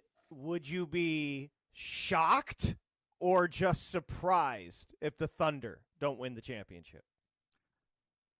Just surprised because the whole thing with the turnovers, the question coming into the playoffs was, does that work in the playoffs against the very top teams that are not going to turn over and that's not going to be as big of a thing? The Thunder role players haven't hit their shots. They still really haven't. J-Dub and Chet haven't necessarily always stepped up. They still really haven't. That's not the story. The story of how the Thunder escaped the Nuggets was Shea plus defense plus the bench guys came through. And Denver just ran out of gas and got hurt too much. Credit where it's due. You can only beat what's in front of you. But can Shea do it? And can J-Dub and Chet step up? I think they can. I think they're the champs. I think they're priced about right. But I would not be stunned if they don't do it. But, maybe I would be. Because if they don't do it, one of the other 3 teams has to do it. And if you said, would you be stunned if the Timberwolves, Knicks, or Pacers won the NBA championship I would be out of my mind. I don't understand how we're so close to that possibility. And it's a real thing. Like, I would make that 35%. 1 in 3 shot that happens right now. It feels in my head like 95% Oklahoma City Thunder. But don't bet it that way, because that's not what the math tells you. And we've just seen it. Boston gone, Cleveland gone, so many good teams out the door. This is who we got. Knicks fans, you can win the championship. It doesn't really matter whether I like it or not. You're right there and 8 wins away, and Knicks or Pacers are going to have their shot, that's for sure. Sounds like he likes the Pacers if it's not Oklahoma City. Brandon, good luck. Brandon's dealing with some water damage at the condo, so we appreciate you battling through that. Brandon Anderson, the Action Network NBA writer, at Wheaton Brando on Twitter. Good luck with the Final Four, and we'll talk to you soon. Thanks for your time. Appreciate you. Thanks, guys. Always fun to be on. Good luck. Okay, good luck to you as well. Always fun to have you on. He's bullish on the Pacers there. You could tell. I think he's right. I have a lot of concerns. I want to be wrong. I want it to be the Knicks. The only thing you can hope for is it's fourth quarter. Madison Square ends up being too much for Halliburton, and Brunson steps up and hits shots. But the vibes I'm getting is Halliburton's ready for the moment. I'm terrified of Indiana. Yeah, I would agree with that. I would agree with that. I think this has been a big – he was great last year, but this has been a coming-out party for Halliburton this year. Yeah, there's no doubt about that. I think if I have one issue with Halliburton, and it's not so much an issue like – it's just in the postseason, I want him to take over. He is an unselfish player. He is a true point guard. He's averaging like 9 assists per game in the postseason. I'd be okay with that number going down and the scoring going up because he is such a dangerous threat to score from everywhere. He's just good at getting everyone involved like an old school one. Yeah, let's throw that out there. Would you be shocked or just surprised if the Thunder don't win a championship? We also have, cursed franchise calls. Go ahead. If you thought the Dallas Mavericks getting the number 1 pick was a conspiracy theory, I can tell you this. All conspiracies go out the window if we end up with Oklahoma City versus Indiana in the NBA Finals. You can't claim things are rigged, and Adam Silver just lets that happen. He has too much money tied up in advertising for those two to be the markets at the end of the year. Yeah, he's a hippie. He probably doesn't get upset very often. He would be upset about Pacers Thunder. 888-623-3646. Also, the Maple Leafs. They gone. So we're talking cursed franchises. We'll take your calls. It's VSiN Live, Mad Dog Sports Radio. This is VSiN Live on Mad Dog Sports Radio with Patrick Meagher and Dustin Swedelson.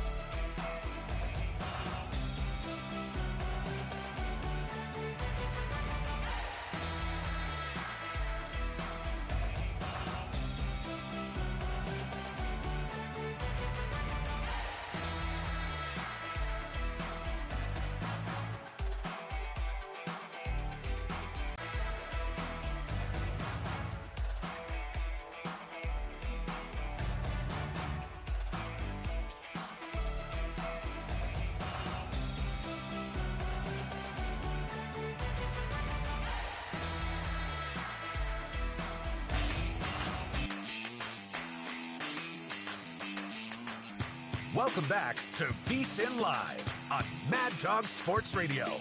Here's Patrick Maher and Dustin Swedelson.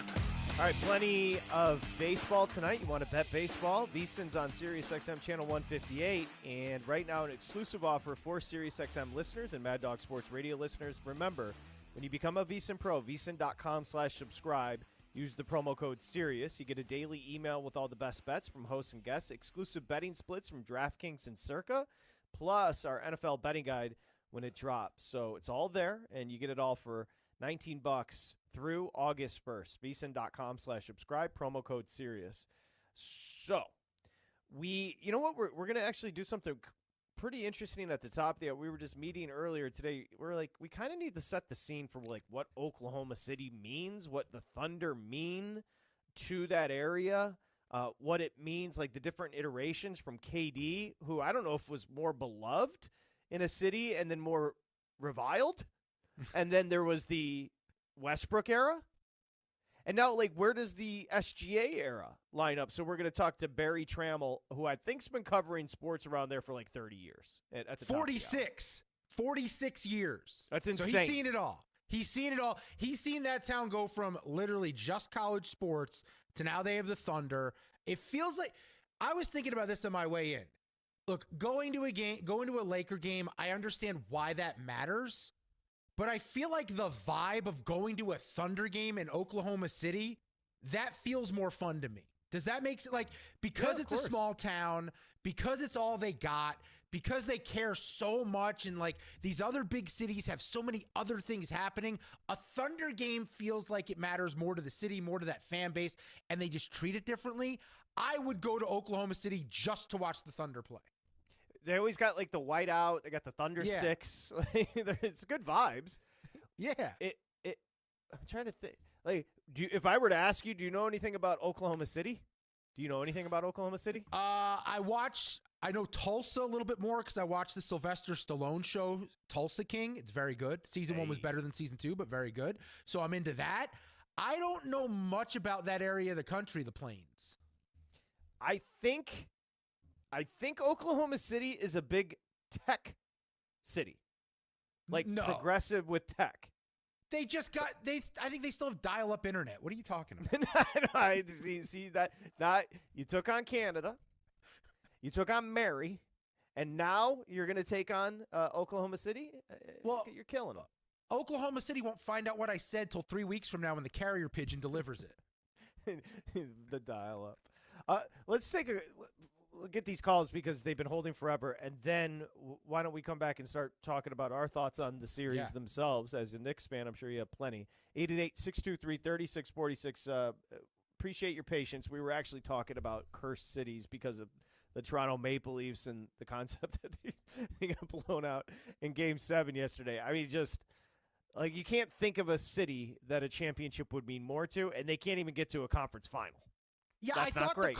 The caller that brought up the Bills was the closest we're getting, but I just think it's scaled so differently. Toronto has so many more people. The fan base is so much bigger, and at least the Bills did get to Super Bowls. They never won one, but they got to the point where they could have 50-50 won a ring. Right. Toronto's getting knocked out early when they're one of the most talented teams in the league. Yeah, I think getting, like you said, once you're to the Super Bowl, that's kind of the party. Yes, of course you want to win it, but you have 2 weeks to celebrate. Maybe back when Buffalo was just a week, but you understand what I'm saying. A lot can go right for someone else, and a lot can go wrong for you in that time off. Yeah, absolutely. Let's get to the calls. We'll say hi in Louisiana to our buddy Adam. Adam, welcome to the program. How's it going? Good, Adam. What's up? Well, I know you were talking cities, but is it okay if I just throw the entire state of New York in there? Obviously we were just talking about the guy who brought up Buffalo. I was going to bring that up, but I mean, you can throw the Jets in there.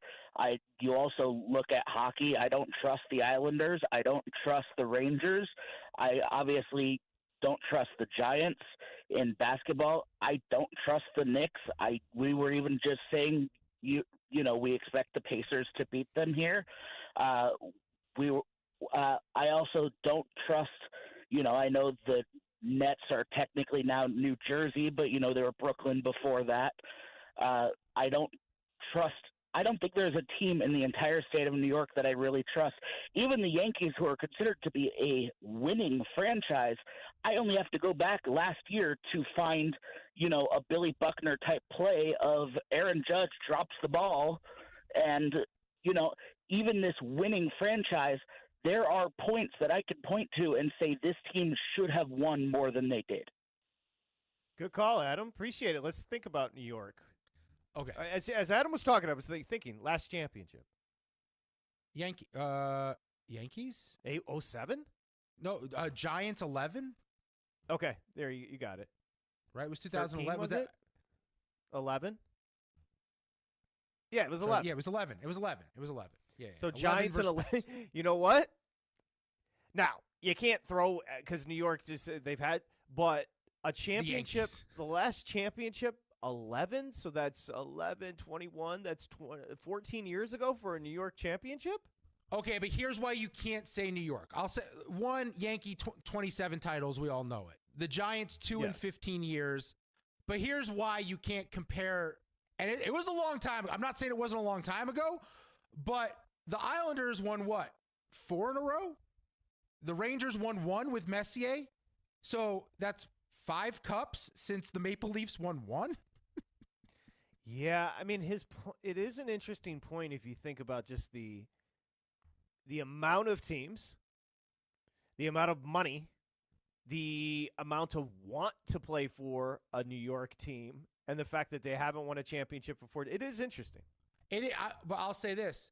Do any one of those fan bases care about their teams as much as Toronto fans care about the Maple Leafs?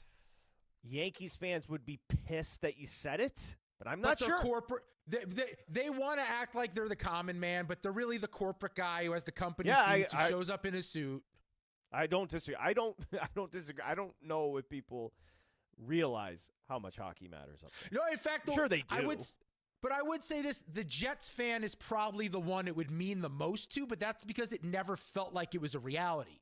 For Toronto, it's felt like a reality. It felt like it should have happened by now, and it just keeps failing in epic fashion in front of our eyeballs. Mean more to the Jets fan than the Mets fan? Yeah, the Mets had 86. They've been to the World Series, right? 2015, 88. There's been opportunities here for the Mets. And I say that as someone who legitimately, if the Mets won a World Series, I don't know if I'd still care about sports the next day. I'd be so happy that just happened. But I think for Jets fans, it's even bigger because the torture has been so much worse. Yeah, and it's funny. Football, we always kind of have to frame it in a weird way, Ryan said the Liberty did win last year, which is true. Okay. Sorry, Ryan. With all due respect, that is true. Let's go to Houston and say hi to our buddy Biscuit. Hey, Biscuit. What's up, my brothers? Young fellas? Biscuit? What's happening? Hey, man, I think I got one for you, man. And this is coming from a Midwest guy, from an Indiana guy, man. Listen, I know the Colts won a Super Bowl, but there's nothing in Indiana but basketball, man. And, hey, man, you talking about a whole state. You think the Knicks fans was in the streets after the Knicks won that game? If the Pacers was to win the NBA championship, the whole state would be in the street, man. We all about basketball, man. I know y'all seen the movie Hoosiers, man. We all about basketball in Indiana. That's nothing, just like hockey for Canada is basketball for Indiana. It is. Biscuit, that's a good call. For some reason, I think you kind of said you brought up Hoosiers, so I will say the Pacers have a great fan base. When I think of Indiana, I think of college hoops. Yeah, I think of college basketball way more. And the Pacers have had awesome years. And I love this team. I hated the 90s Pacers. They ruined my childhood. Just the battles with the Knicks. But yeah, it's a good one, but it's not at the level of Toronto and hockey and carrying the torch and the cup and what that would mean for them. And just the expectations have not been there for the Indiana Pacers like there has been for the Maple Leafs. Yeah, I'm right there with you. The Toronto thing cracked. I don't know why. Maybe sadistic. I was kind of laughing a little bit when they were getting blown out last night. Yesterday, dude, I was just what? I actually I spent all last year trolling them. I love to do this. I actually felt sad. Like I was like, they deserve better. They deserved at least one more round. It can happen in one more round, but they deserve to advance one more round. I'll ask this going to break. Like, what would it mean for New York? New York is so weird. I lived there for 9 years, so I know it. It's such a great sports town. But what would it mean for the Knicks to win a championship? Okay. Hold on. I'll answer that coming back. Yeah. 888-623. As a Knicks fan, you can do that. 888-623-3646, and we'll continue with your calls. VSiN Live, Mad Dog Sports Radio. This is VSiN Live on Mad Dog Sports Radio with Patrick Meagher and Dustin Swedelson.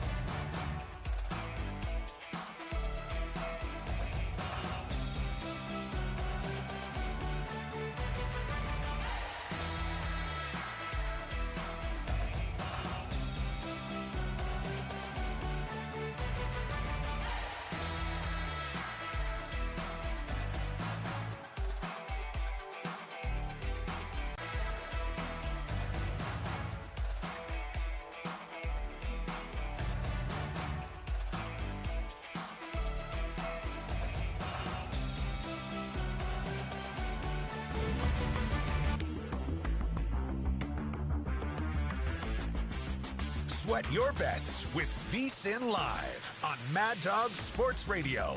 Here's Patrick Meagher and Dustin Swedelson.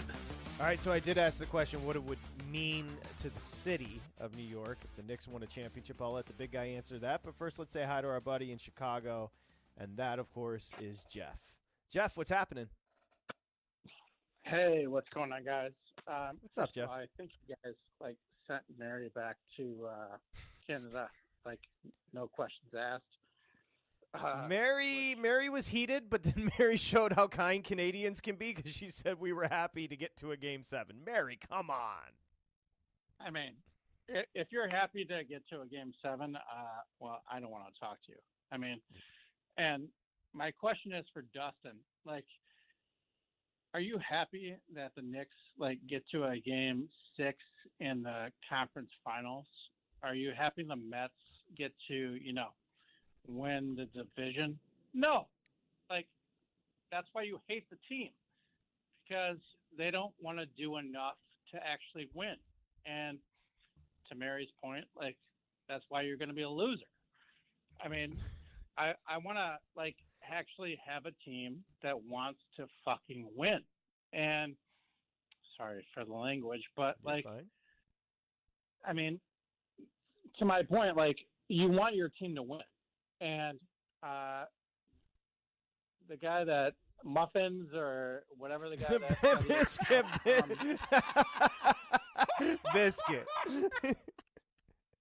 Biscuit, calling from Indiana. I went to IU. When we beat Duke to go to the final game after Bobby Knight got fired, that town was on fire. If they were to ever win a championship again, no questions asked, for IU or Purdue, I'll even say that, it would be bigger than the Pacers, because nobody cares about the Pacers. Just being real. Calling from Indiana. But anyhow. So You're still laughing at Muffins. That's the funniest thing I've heard. Go ahead, Jeff. No, but I'm just saying, Pacers, yeah, they're cool, right on. I'm from Indiana, but let's be real, the Hoosiers and even, I hate Purdue, but if they were to win, maybe they would I don't even know what Purdue would do, but fuck Purdue. Hoosiers would, the city and the state would go crazy for that. But anyhow, Dustin, are you, do you enjoy the, mid getting there? Well, I think it's different. By the way, if you're gonna call yourself Biscuit, there is a danger you get called Muffins. Yeah. No, I think with the Knicks, it's different than the Maple Leafs, because for the Knicks, I wouldn't be happy if they lost, because I think if everyone plays to their potential, they're the better team. But for the Knicks, it would be part of the build and building up and up and up. I'd be more bitter because they're missing out an opportunity with knocking Boston off to not go all the way. But I think for the Knicks, building it year after year after year with Brunson and company and potentially getting better each year of the build, that would help me deal with it. Where I think for Toronto, they're trying to get to the next step. They're trying to get to a Stanley Cup final, and they can't even get there, and they're loaded with offensive talent. So what would it mean to you if the Knicks won a championship? It would mean a lot, because I think the lows were so low, and they were Frederick Weiss, Mike Sweetney, Frank Ntilikina, Langston. I've watched some rosters. I went to a Knicks-Wizards game where Jared Jeffries started at center. Oof. I have watched some ugly basketball. Indiana. Yeah, I've watched some rosters that you wouldn't believe were assembled in a major market where they had the Isaiah Thomas years and the Knicks disappeared, and they would always try to put lipstick on the pig, trading for an Antonio McDyess or signing an Eddie Curry, and it would just blow up in their face over and over again. The Knicks winning, what's more important to me than is just winning is how they did it. They did it their own way. They built it around this guy in Brunson that other people wrote off. No one believed he could be a superstar that could carry you. They're doing it in a brand of basketball where Tibbs plays his guys full games in an era where everyone's load managing.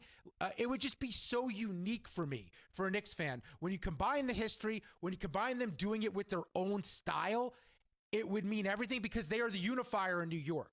Everyone split Yankees, Mets. Everyone split with the Giants and the Jets. Split with the Rangers and the Islanders. there are no Nets fans. There's like 5 Nets fans on the planet. Most people are Knicks fans. They're the unifier. That's actually a good point. The only Nets fan that exists is our friend Evan. That's it. That's it. And maybe Jay-Z. Does he still own a piece? We wanted to frame what the Thunder mean to Oklahoma City. Nobody better than Barry Trammell, who's been writing in Oklahoma for 46 years. Covering the spread all night long. This is VSiN Live on Mad Dog Sports Radio.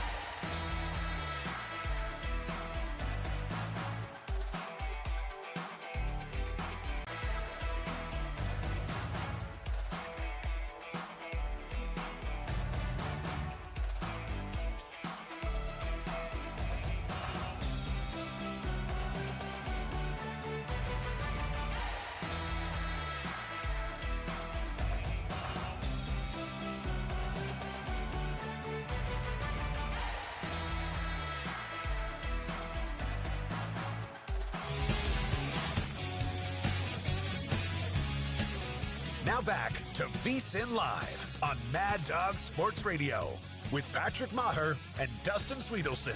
Okay, so we're down to the Final Four, not just in basketball, but in hockey as well. But specifically with basketball, Oklahoma City, they are your favorites, the Thunder, to win a championship. They're they're an exciting team.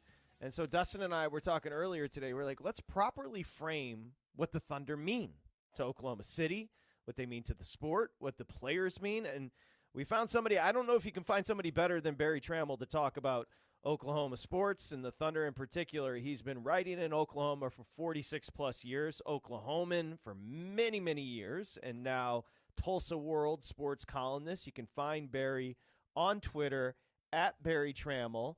And with that, first off, Barry, thank you for a couple minutes. Appreciate you. Let's start there. What does the Thunder and what do the Thunder mean to the city of Oklahoma City?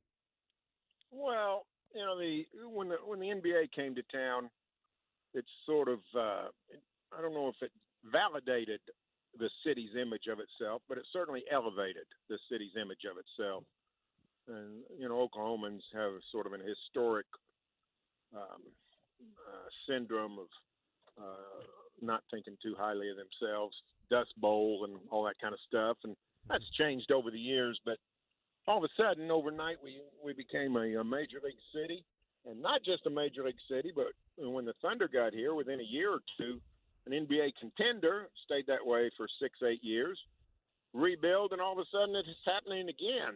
So the Thunder is sort of an institution, and the city's proud of its college sports reputation.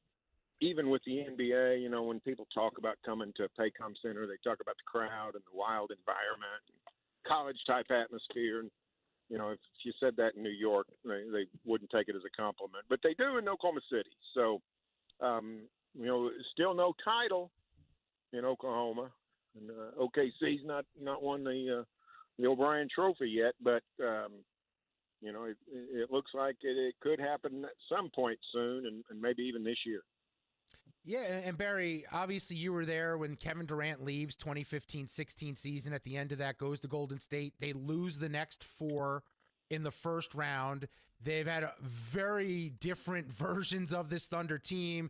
KD, Russ, Harden, Ibaka. At some point, Paul George is in the mix. Then Chris Paul is there. And then they decide to retool, and this is a new version of the Thunder we're seeing now, led by Gilgeous-Alexander. What stands out most when you compare this version of the Thunder to the ones of the past? Well, it's you know, I heard you guys say it's an exciting team. It is. Durant and Westbrook were exciting too. Let's not pretend they weren't.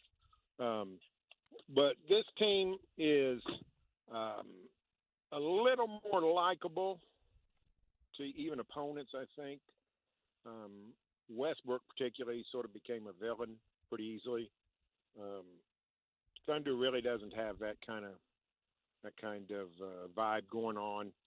They are incredibly young still. They're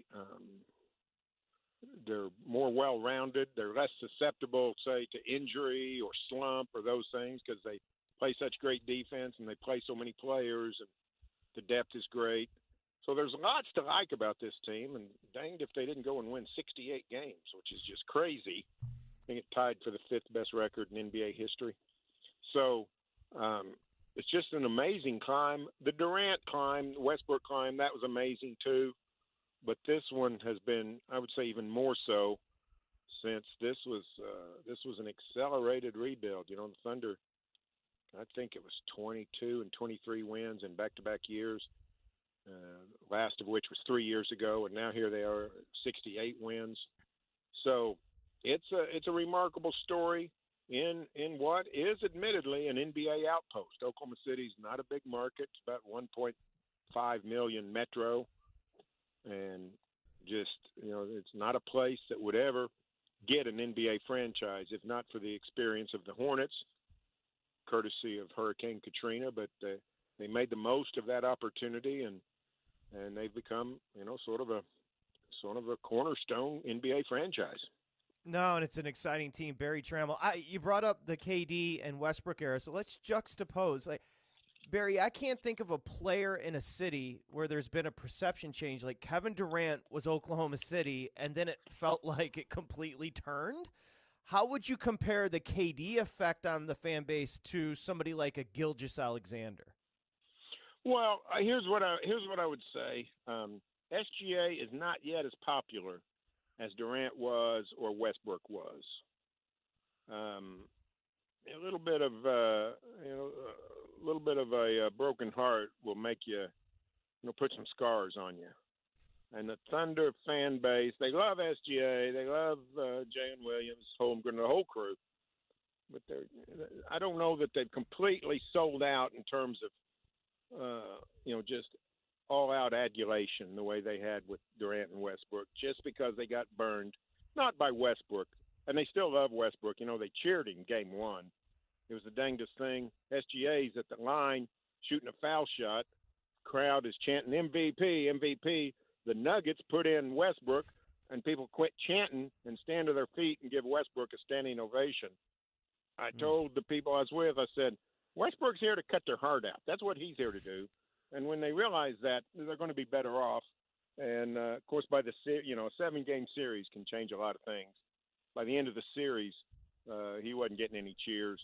But I think SGA is getting close to the level that Durant and Westbrook were in terms of just, the ultimate hero. But he's not there yet. Just they're holding on to their heart a little bit. What's SGA like to deal with? I'm just curious, as a superstar in that city, taking the mantle, obviously heavy responsibility, walking into a situation where he's traded for a superstar, they're in a rebuild. The rebuild happens quickly, mostly because he becomes a superstar. But what's he like as a superstar in that town to deal with? He's fantastic. I mean, he really is. We're not accustomed to great media dealings. You know, we're not a New York or a Philadelphia. We don't have a rattlesnake press corps. But we sure have had some bad luck. You know, Durant was actually pretty good to deal with. I got nothing bad to say about Kevin Durant. Westbrook was a challenge. Everybody knows that. But you know, even the coaches they've had, they were nice guys. They were friendly guys. They weren't forthcoming. All of a sudden, we got us a coach, Mark Daignault, who will answer any question you ask and get into specifics and not try to hide stuff. He'll tell you, you know, why he substituted somebody in the third quarter, or why he went to a zone in the fourth quarter. He'll literally answer questions. And Shai Gilgeous-Alexander's the same way, and he has the most peculiar thing. If you ask him a question, sometimes he'll wait 2 or 3 seconds before he answers. He's processing the question. He's literally thinking about the question and how he wants to answer it. Whereas most superstars, at least in my experience, it's pretty programmed. You know, they got 4 or 5 answers they'll give you no matter what the question is, and they just pull out whichever's closest to getting on down the road. So he's fantastic. You know, we learned in 2016 that everybody is not exactly the way you think they are. But, man, we got nothing bad to say about SGA. The media doesn't, the fans don't. He seems like just a prince of a fellow. We'll see. You know, I love the nation of Canada. Been to Canada several times. Love going. Love the Canadian people. And both Lou Dort and SGA do nothing but give the Canadians a good name. And the team, the camaraderie is incredible. Like, it's a hard team not to like nationally because they do the interviews after the game, Barry, and they're all standing there together. It does seem like a pretty cohesive unit. Yeah, it does. Who knows how much of that is absolute real? You know, is any of it fake? I don't know. I don't know of anything that makes it fake. But they do seem to have a good time together, and they do have a bunch of likable guys. I tell you, how Jalen Williams, the center, not the star, the backup center, how he doesn't have a national dental commercial, I have no idea, because he's got the best smile I've ever seen on anybody. Hollywood, doesn't matter, anywhere. I mean, he lights up a room with his smile, and just, you know, they have guys like that, and very likable. Now, you know, the more times they play in the playoffs, the less likable they're going to be. I'm sure Denver people not all that crazy about the Thunder because they do play aggressive, they do play physical. It's easy to get mad at a Thunder game and saying, you know, the refs are leaning their way just because of the nature of the way they play. But if just watching them, you know, any kind of neutrality, you say these guys are the real deal. Yeah, and they were playing that brand of basketball yesterday, Barry, where they were forcing turnovers. They had Denver on their heels after the first quarter and on, and they never looked back. How surprised were you, though, watching them have to go to 7 games with a team like the Nuggets, who just, it's Jokic and everyone else right now, where they look gassed. He doesn't have a lot of help. And the Thunder, who looked like they were untouchable all regular season long, had to go the distance with that Denver squad. I was a little surprised it went that deep, but 2 things. You know, I've followed the NBA forever, and I read everything I get my hands on and watch all kinds of games. But until you see a guy play night after night after night after night, the way either if you're a Nugget fan or cover the Nuggets, or if you get involved in a playoff series, I don't know that I had enough appreciation for Jokic. I mean, he's incredible. He's amazing. He's Wilt Chamberlain without the jumping. I mean, he's so big and so skilled. I don't know that we've ever seen anything like it. So that's a problem. you know, I was joking yesterday. I think I could sell every member of the Thunder organization a bumper sticker if it read, "Happiness is Nikola Jokic in the rearview mirror." They are so happy that he's behind them. And I also think, you know, the Thunder might not be a fabulous playoff team. We'll see. But they are prone to shooting slumps. And, you know, a shooting slump at the wrong time in the playoffs can put you in a hole. They shot 31% in this series, maybe 32%. And, you know, it's hard to win consistently like that.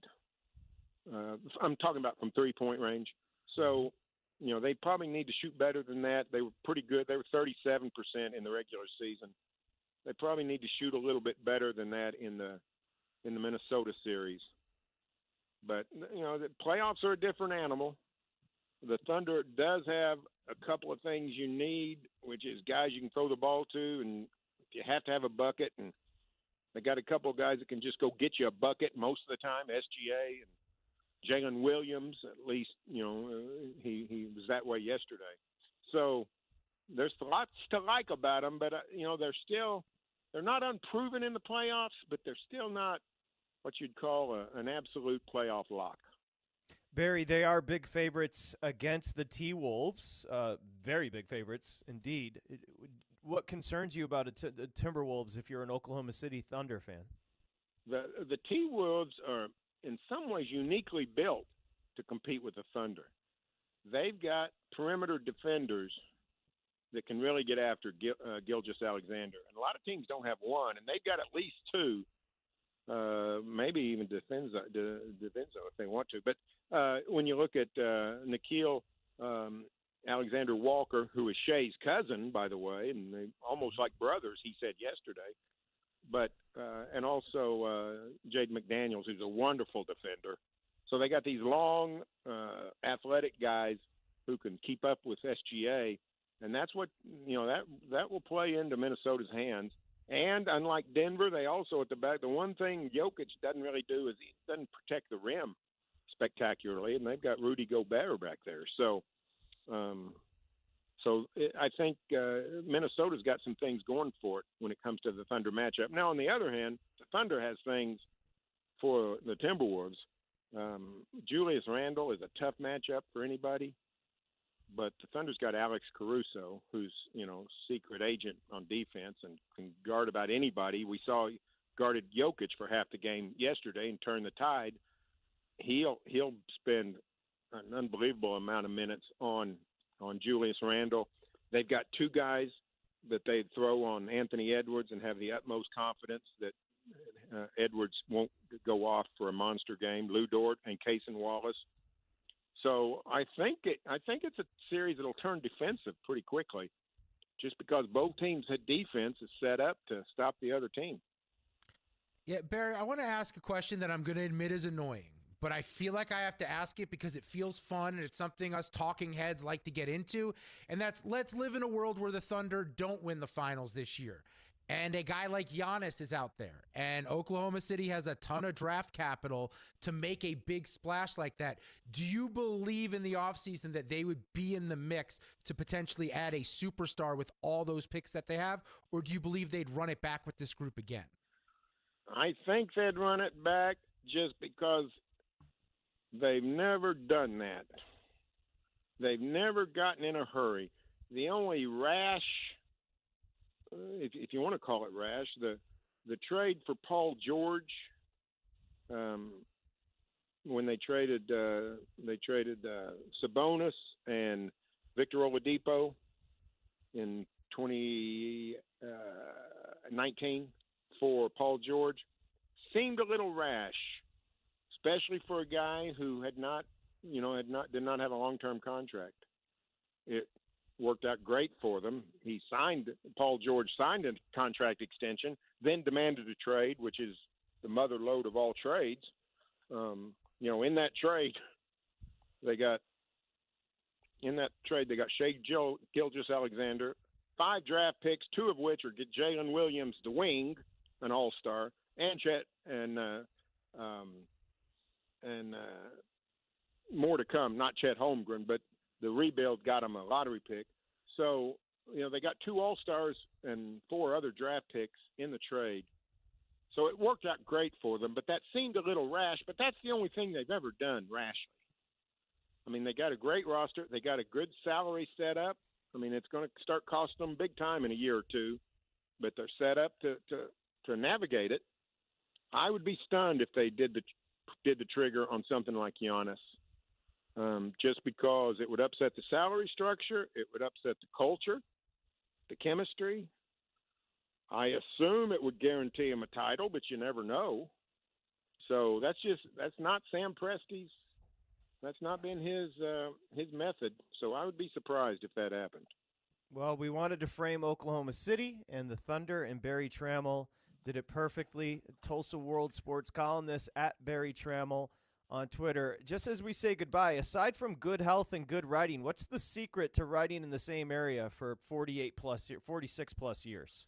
Well, the biggest secret is having a wife you can't live without who would never think about leaving. So that's the number one thing. So, I'd have to change if I want to work somewhere else, I'd need to change professions because I'm not leaving her and she's not leaving the state. So, but it's been a great place. I used to tell people, the one sort of void in my life is I always thought it'd be cool to work in a pro market, Dallas, Kansas City, doesn't matter, wherever.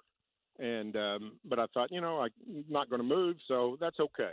And then lo and behold, the pro market came to me and it's been great. Thunder's been a great ride and they're fun to cover and they've given us a lot of thrills over these last 15 years. Well, that's a great answer and a great 20 minutes. Barry, thank you for your time. Appreciate you.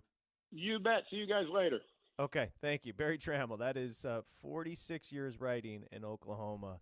And the key, take note, big guy, finding the right wife. It's a good lesson. It feels like a good lesson, feels apropos. Things coming together over here. That's what it sounds like. I hear you, brother. I got to hit some parlays to pay for that. How many teams? Probably like a 15-teamer right now. Those are hard. Percentage is not in your favor. But, no, that's cool. That is, think about that. What that man has seen in 46-plus years, like he said, be cool to go right in a pro market, and then an NBA team came to him covering college sports, obviously, and national sports at the Oklahoman and Tulsa Sports. But that's pretty cool. Yeah, I think there's a lesson in that. I also think there's just a lesson in these Thunder. There's a few lessons in the Thunder that I took away from this run. I as much as I've doubted them along the way, I do appreciate what they are. And because they're not New York, they're not LA, they're not Miami. They're not one of these spots that Giannis or Kevin Durant's not going back to Oklahoma City. It's not a place these players want to go. So they have to find a way to do it their own way.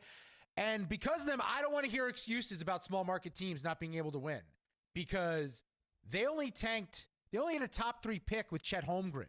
The rest of the years, they have not had top 3 picks. Like, they didn't lose for 10 straight seasons to map this thing out to rebuild this roster post Kevin Durant. I just think there's a lot of things that other organizations can take away from the Thunder, because they've done it the right way. They accumulated assets. They identified talent that made sense for them. They made big moves that were bold. They were able to, in a situation like the Paul George trade, realize this isn't working. We made a mistake. Let's try and go back and get this right and make the right decision down the road. I just think there's a lot of things that we can take away from this team and what they've done this year. Paul George. Paul George was flipped into 5 times the player in SGA. It's insane. Significant. The thought at the time was Paul George was an organization-changing player for the Clippers. And remember why LA made the move. It's because they signed Kawhi, and that's how they got Kawhi, was by getting Paul George as well to keep Kawhi happy, which is Kawhi happy? Does he have emotions? But you understand, but like Paul George for 15 years or whatever it is, has had a wonderful perception as a basketball player. He is not near the basketball player that SGA is. No. SGA is a complete player. He has I don't want to be offensive to the rest of the roster, because I think the Thunder have drafted really well, But what SGA is asked to do night in and night out and carry this team the way he does, he is so much better offensively than I ever thought he'd be. He's an awesome lockdown defender. He's one of the true two-way players we have in the NBA right now. He's such a good – I mean, he's so – how he creates space, the angles with which he shoots. You mentioned he's a two-way. George – turnovers. George was a great defender early in his career, so I don't want to knock him there. But he is – SGA is – he's just different. Do you remember? Yeah, that's he's different. At one point, the Thunder thought they could patch it together. It was Russ. Was it Russ or CP3 with Paul George and Melo and Carmelo on his last legs? Yeah, maybe it was. I remember they traded for George in that first year. I believe they lost to Utah in the first round. With Russ. They didn't make it. So post Kevin Durant, they lost in the first round the next 4 seasons. That's why they said this isn't working. Let's start over. Let's do a sort of rebuild. So they tore it down and they started building around SGA. Then things started picking up his second season there. But I also think another lesson with SGA is there's all these teams. Last week we were on the show and they're upset because they didn't get Cooper Flagg. They didn't get the number 1 pick in the draft. SGA was the 11th pick. I know the Thunder didn't take him, but there are game-changing players outside that top 2, that top 3 of these draft classes that can shift your organization. We just saw Donovan Mitchell with the Cavs. He wasn't a top 3 pick. He wasn't a top 5 pick. There are guys out there that can change the course of where you're heading. SGA is one of them. Yeah, I guess it should have, remember, Russ and Paul George at that time were both in their primes. But it does expose them as to what they really are. Overrated. Both of them. I think Paul George gets exposed, and there's a lot of guys like this in the league. I'll try and come up with a name or two here that I can compare it to, but it's just someone's got to score on the team. And if you're the best scorer on the team, you're the one everyone's turning to. You're going to put up monster numbers. SGA is a guy who would get his with anyone else on the roster. Paul George has proven to be a guy that when he's the only or the best scoring option, he can put up monster numbers.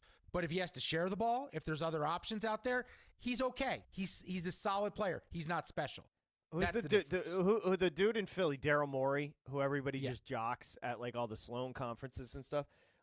Here's what's so goofy about sports. If you were to tell, me sitting in my bedroom in Hermosa Beach, California, if somebody were to come and say, hey, we're about to give Paul George a huge amount of money and a contract to sign him as a free agent, we'd be like, no, that's a really stupid idea. And literally just, you shouldn't do that. This guy who gets completely jocked by the NBA losers, the NBA Twitter people, he did that. And Paul George couldn't have had a worse season than he just had. How could you not see that coming? And also a lifetime loser, right? And Paul George, who everywhere he goes, the teams get worse. And then he leaves and they get better as soon as he's out the door. And Morey's one of these analytics guys. And I'm over the numbers. I'm over hearing about these metrics mean that this team is better. When it fails to factor in the human element. Because we just saw, ready? I'll take us back to the Toronto Maple Leafs. They're at home in a Game 7. I'm sure the metrics say that a home team in a Game 7 has an advantage, but there's a human element involved. There's pressure that those dudes are feeling in that spot where they fail to come up and go against that and find a way to win. I'm so sick of guys like Daryl Morey telling me we're looking for X, Y, and Z to fill the equation when you just need good basketball players. I got you, big guy. Almost like you were waiting to make that statement. You go, it's like, I'm done with the numbers. Almost like you were holding on to that. That wasn't just a throwaway. You're done with numbers. No, I am. I'm done with numbers. Also, I'm not good with numbers, so that's part of the I'm terrible with numbers. Yeah. I mean, I'm worse with words, as you just heard 3 sentences ago, but I'm not good with numbers either. The problem is we sit here and I read everyone's previews. I'll just be full disclosure. I sift through information to try and make my points. And at the end of the day, you know what matters? What I feel in my crotch about a team, whether they give me the tingle or not. That's the reality. I'm just finding numbers to support what I feel already. If I want to just compare the numbers and the stat sheets and the box scores, that has nothing to do with anything.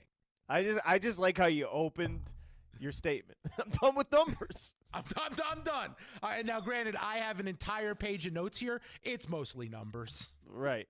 Yeah. Don't read them to me. No, I know you don't like them. You do not like my usage rate. No. Well, here's why. I've never just been hanging out with you and you just like, bro, I got to tell you about usage rate. No, you know who had a high usage rate? My girlfriend in college.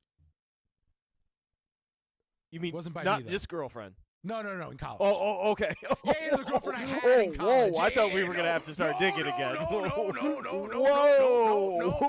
No. We just got over the last controversy. I want to make it clear. Dustin was talking about the trollop he dated in college. Yes. Not his current girlfriend. Yes. Speaking of, I will have a what did Dustin do that doesn't involve Dustin doing something wrong later. Ooh. WDD. Coming up. That's in the notes. Let's get to a call before we break because Steve's been holding forever. We asked what a Knicks championship would mean. And let's go to Jersey and say hi to Steve. Steve's got that answer for us. Hi, Steve. Hey, guys. I always enjoy listening to you. I don't get a chance to call in much, so you guys are the best. But thank you. I want to bring up Belmont and the Knicks. Belmont first and then my Knicks.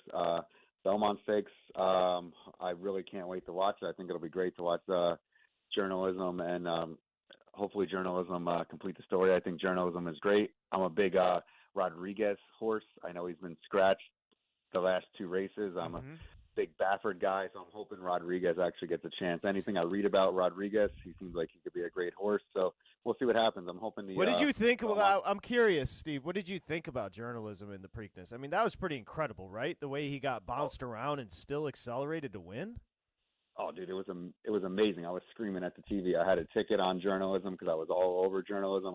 You're right. For that horse to get bounced around and then still come up and then listening to Larry Comas on the call, amazing. I was like, oh my God, this horse is gonna get bounced and bumped and finished, but it was awesome, incredible. Yeah, it really was. I was into it too. What about the Knicks here? What about the Knicks? The Knicks for me, I've been a Knicks fan. I'll be 40 years old. The Knicks winning a championship would mean everything. Let's be honest. They have been pretty much irrelevant for the last 20 years or so, 25 years. I mean, yes, this is like an up-and-coming project. Obviously, I love Brunson. I love Hart. I love Cat. I think the Knicks are going to beat the Pacers in 6 personally, and I think it's going to be the Knicks and OKC in the finals. I was pulling for OKC to lose because I feel like OKC is a team that scares me the most for the Knicks because I'll be honest, I don't know. I just don't think the Knicks would match up well with OKC, but the Knicks championship to me would mean the world. It would just mean the world. I would love to see the Knicks play the Minnesota to let's see that trade, how it all pans out. I mean, but overall, I'm just an excited Knicks fan. I just wish some of these Knicks fans would not be celebrating like you guys probably saw. Watch them celebrate. Like, we didn't win the championship. We beat Boston. Let's act a little more professional. I'm sorry. Good job, Steve. The what is it? I think is it bebop? Bing bong. Bing bong. What does when a Knicks fan says bing bong? What does it mean?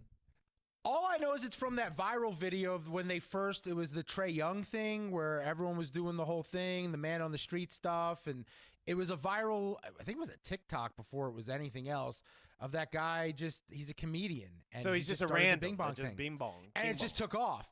He had a couple videos go viral, and he was using the bing bong, and it just blew up.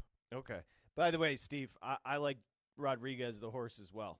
So, yeah, I agree with you there. When we come back, we'll continue with your calls. Also, let's do the Columnist call again for journalism in the Preakness because that was insane. It's VSiN Live, Mad Dog Sports Radio. This is VSiN Live on Mad Dog Sports Radio with Patrick Meagher and Dustin Swedelson.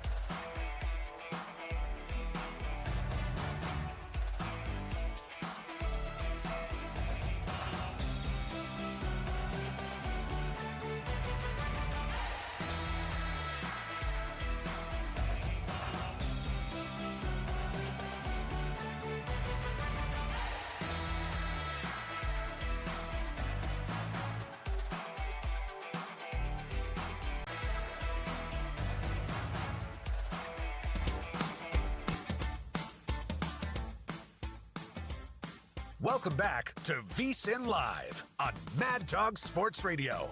Here's Patrick Maher and Dustin Swedelson. Okay, VSiN Live, Mad Dog Sports Radio. Big guy, get ready, because your assignment is you are going to explain to a national audience what happened with Caitlin Clark and Angel Reese. Because I don't even say anything yet, because I'm coming into this completely. I don't know that they played a basketball game against one another, so I'll be curious to hear the drama. But first, I want to take a call on journalism and baseball, and then we're going to hear from Larry Colmus with just a electrifying call of the Preakness. But we say hi in Orlando to Patrick. Hey, Patrick, what's up, buddy? Hey, Patrick, Dustin, it's great to talk to you guys. I've listened to y'all for years. It's been since you've come back on, I've only talked to you one time, and that was when we discussed the decoupling bill in Florida that got killed. But I have to tell you, as a radio host, you and Dog are the only people that discuss horse racing or bring people on or just whatever in anything other than maybe the local AM radio guy who I don't listen to anymore that will say, hey, this is who I think I like in the Derby, and it's only the Derby. So your racingdudes.com you guys bring on, I look at that website every day. Even if I don't have time, I'll look at the free picks, and they are money. Those guys know what they're doing. So for me as a handicapper, but I also have a job and can't just sit at home and be a degenerate like I want to. I really appreciate the fact that you keep that sport going, and what a Preakness. I had a casino night at my house. I had a poker game and a blackjack table, and guys over at like 5 o'clock start betting on the races, blind draws on it. So great race, but I'm a Michigan dude. I know you're a Michigan dude. Detroit is money. Riley Green is from Orlando. He's from Oviedo, or Haggerty High School in Oviedo. I see us going deep, and I don't mean just deep like winning one series in the playoffs coming in. We're going deep. I'm just saying that right now, and I just want to appreciate the time with you guys. I try to travel when I'm working the state of Florida when you guys are on the radio. I left home tonight when you guys came on the air going, I got a couple-hour drive. I'm going to listen to y'all. And you talk horse racing. I really appreciate that. You're the best, man. You made our nights. Good work, guys. Thank you, brother. Appreciate you. That's very kind. Well, you brought up journalism. I'll get to the Tigers. But, Nia, let's hear it. Here's Larry Colmus' call of the Preakness Stakes. Sandman has entered the scene, and he has moved up on the far outside. Journalism is still running on. He's back into second. He might even win it. Here's the wire. Oh, my goodness. Journalism has won the Preakness Stakes in a performance like you read about. It's just a great call. It's a great freaking call. That dude is so quick you want to talk play-by-play? How long's the race? 90 seconds? He's got 90 seconds to tell you what's happening as it's happening in the moment, and just has a flair. It's a 10 out of 10. To capture that moment the way he did, 10 out of 10. That call is a banger. You know what, Nia? Like, I used to listen to this hip-hop channel on Sirius XM, and if they liked the lyric, they would say, run it back. So let's do it. Let's run it back. Larry Colmus. Sandman has entered the scene, and he has moved up on the far outside. Journalism is still running on. He's back into second. He might even win it. Here's the wire. Oh, my goodness. Journalism has won the Preakness Stakes in a performance like you read about. Damn, that's good. And Patrick, who just called in, and anybody that knows horse racing, the reason Colmus's voice legitimately cracked is because he's called a million races, and he lost his mind that horse made it through the traffic and came back. That was incredible. He had a moment in the race where he probably thought, I'm about to call a moment where a horse hits the ground and takes out half the field. Those three horses I got nervous because you always worry about the safety of the horse. Yeah. The horses and the jockeys and everything. When those three, they were banging so hard that I thought they were all going to just go ass over elbow.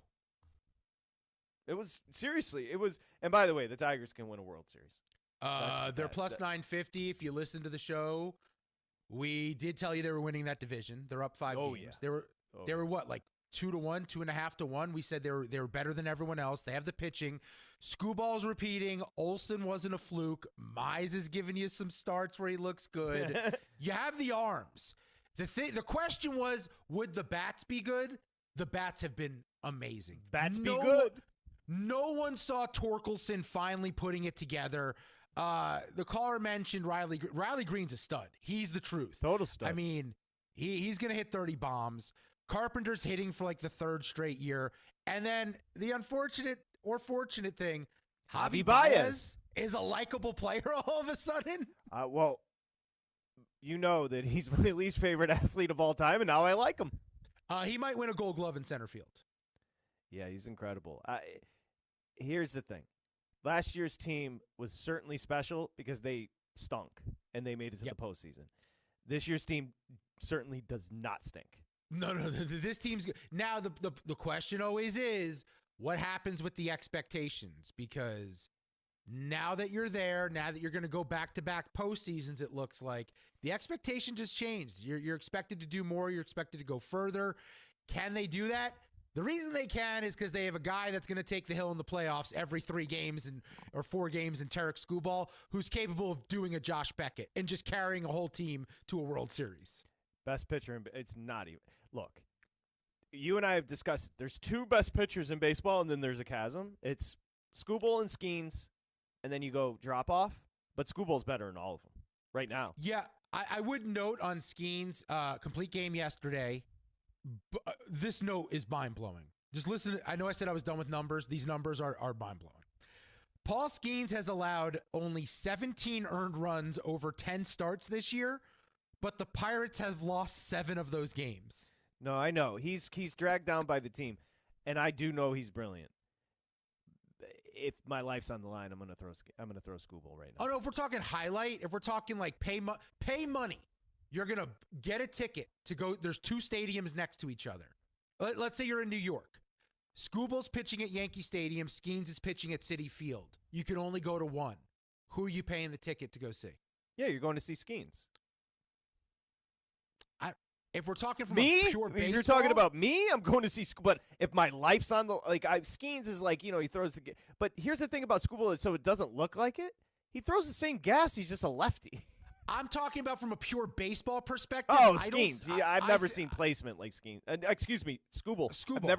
I've never seen somebody with that type of precise placement. I don't know since when. Yeah.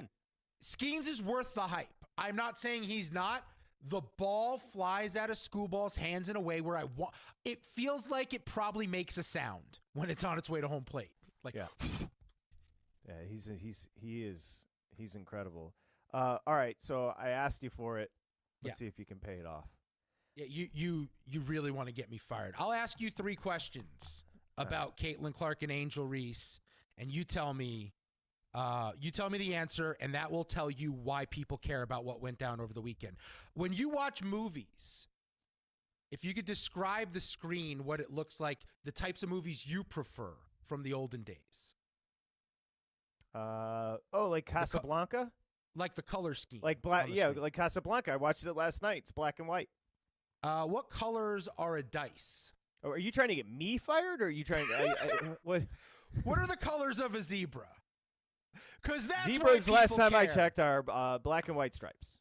Yeah, Seinfeld, the cookie that they talked about at the dinner party, was a black and white. That's what people are up in arms because they want to do the race thing. Here's what happened. Caitlin Clark fouled Angel Reese legitimately hard. It felt not like a normal basketball play. It was a little excessive. It wasn't crazy excessive, but it was definitely excessive. So people got worked up over it. Ask me what happened in that game. Ask me the score. Don't have any idea. Tyler Shoemaker knows. He definitely does. He's all over it. At T. So what happened? Caitlin Clark just pushed her really hard, and it felt like it wasn't. And so people are legitimately fighting because they want to make it race?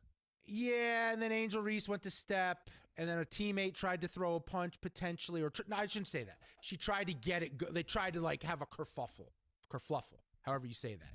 They tried to have one of those hold me back situation. I didn't even click on the. I didn't even click. Again, I just don't have the bandwidth. It has nothing to do with anything about gender. I just don't care. No, it actually has more to do with race in this spot than gender, but yeah. But you know what I mean? Like, people say, well, you didn't click on it because it's WNBA. No, I didn't click on it because I'm a 47-year-old man with free will. I don't care. I clicked on it because everyone was freaking out about it. I watched it and went, oh, that's it. And then I was like, yeah, I guess I understand it was a hard, unnecessary foul, but I've seen worse. So who perception-wise is in the right and who perception-wise is in the wrong? It's actually not about right and wrong. It's about right and left, blue and red. I'm just leaving it at that. You're not really leaving it at much because your lead into this segment was wild. If I told you certain personalities on social media sided with Angel Reese and certain sided with Caitlin Clark, I bet you could tell me I would tell you the personality and you could tell me what side they're on. I'm not going to do that because I will expose myself. People are making a lot out of nothing. A hard foul. So you're telling me it was a hard foul? It was definitely a hard foul. It was a little too hard, but it wasn't anything like insane that people should be freaking out about. She pushed her. I think I'm picking up what you're putting down. I'm winking at you. I think I know what's going on here. When you brought up when you reached for the zebra, I knew where you were going. Yeah. I mean, come on, dude. Anytime this conversation comes up, it ends up with the same root. That's the same root cause. Here's what I will say. And I mean this. Anybody engaging in the argument for either side in a nefarious way are losers. Can we go a step further? Anyone choosing to be a part of the discussion and arguing on the internet needs to find a hobby. But you love the internet. Yeah, because there's a lot of naked women I still haven't seen on the internet. Hey, we're trying not to get you in trouble, bro. Yeah, no, I don't do that anymore. Unless someone sends me the link, then I just click it because I don't know what it is. Yeah, but that's not your fault. That's not premeditated. Yeah, I want to make sure I know what the link is. That's not premeditated. No. Listen. People, I don't. You haven't said any names, but every name you were about to say, they're losers. Jason Whitlock. I didn't. You didn't say any names. I said you didn't say any names. But if you happen to say a name hypothetically, that person would be a loser. Yeah. Guess which side he was on. I'm not gonna guess because I'm not playing your game. I'm just saying if that name were to be mentioned or any other names involved in a race baiting situation with two young ladies playing basketball, loser. What it felt like is the energy being used on this incident was actually meant for other things going on in the world. That's what it feels like. Again, I'm starting to pick up what you're putting down. And I don't think I'm going to go there. No, I wouldn't. I'm not. All right, so I just was wondering because I just saw, people up in arms, and apparently there was a hard foul. So who won the game? All I know is someone's not happy because Naya's on the phone for a long time right now. Someone's not happy. Oh, I feel bad care. for Naya. I'm sorry, Naya. Probably a loser too. I guarantee it. Who won the game? I have no idea. Who do they play for? One plays for Indiana. I don't know who the other one plays for. Who plays for Indiana? I think it's Caitlin Clark. And who does Angel Reese play for? This is a national sports talk show, people. Yeah, it's I would say Ryan is not playing our game. Ryan's literally just giving the answers on the screen. It's Chicago. He could give me the answer in my ear right now. I still wouldn't know. I'm going to guess San Francisco. The funny thing is, people think I'm going to take calls on it. People, if you could, I stink if that didn't come across as what I was trying to accomplish. We're coming back and we'll close tabs. VSiN Live, Mad Dog Sport Radio. This is VSiN Live on Mad Dog Sports Radio with Patrick Meagher and Dustin Swedelson.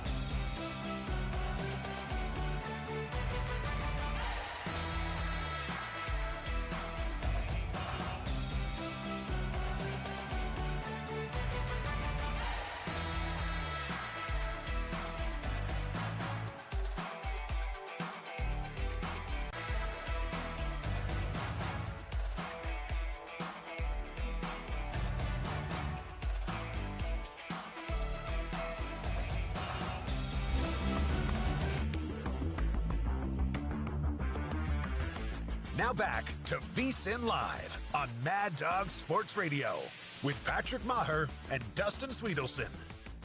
Yeah, I was just hearing about some disturbing DMs, and just to keep Dustin safe, not from other women, disturbing DMs Dustin's received from listeners. That is fascinating. You know, there's something there. It's like they say when dudes get in super good shape, they get like bodybuilder bodies. Like women never compliment them. It's only other dudes. When you get into sports talk radio, there was a part of me that thought, maybe women would have found me more attractive. No, my DMs the entire time I've worked in this industry, just dudes being like, "What's up, bro? Here's a picture of a naked chick. What do you think?" You're kind of acting like you don't want to see them, though. I don't. You're the horniest person I've ever met. I mean, you definitely want to see them. No, I don't, because now I know that other person also looked at it and probably did stuff while they were looking at it, and now I have to. That's the thought in my head. All right. By the way, just a quick plug for VSiN. You can go to VSiN.com/subscribe and check out the picks. Use the promo code SERIOUS and get everything for $19 through August 1st. Why wouldn't you? Hey, anyway. You want to close tabs? Let's do it, Naya. Let's close some tabs here. VSiN Live. Jacob? Naya? Anyone? All right, we'll just do this. You see what I did there? Yeah. By finishing all of the conversations we touched on today, this is closing tabs. I'll blame that. That is not on Naya. That is definitely on the menace that is in that studio right now. His name is Jacob. And he has not stopped talking since he walked in 5 minutes ago. He's just doing his own radio nonstop show. Squawking in everybody's ear. Adam comes in, nicest guy in the world. He can't stand him. Nobody can. All right, let's close tabs. All right, in this edition of What Did Dustin Do? Dustin did actually nothing this time. Two-parter, if I can get it in time. Yeah, let's go. When we went to Palm Springs, we were going to pay for our room to set everything up. The woman goes, I'm going to give you guys conjoining rooms. Meaning me and my girlfriend in one room, her brother and her parents in the other room, sharing a door that we could open and walk between the rooms. I looked at my girlfriend and I said, I am Ubering back to LA if we do this.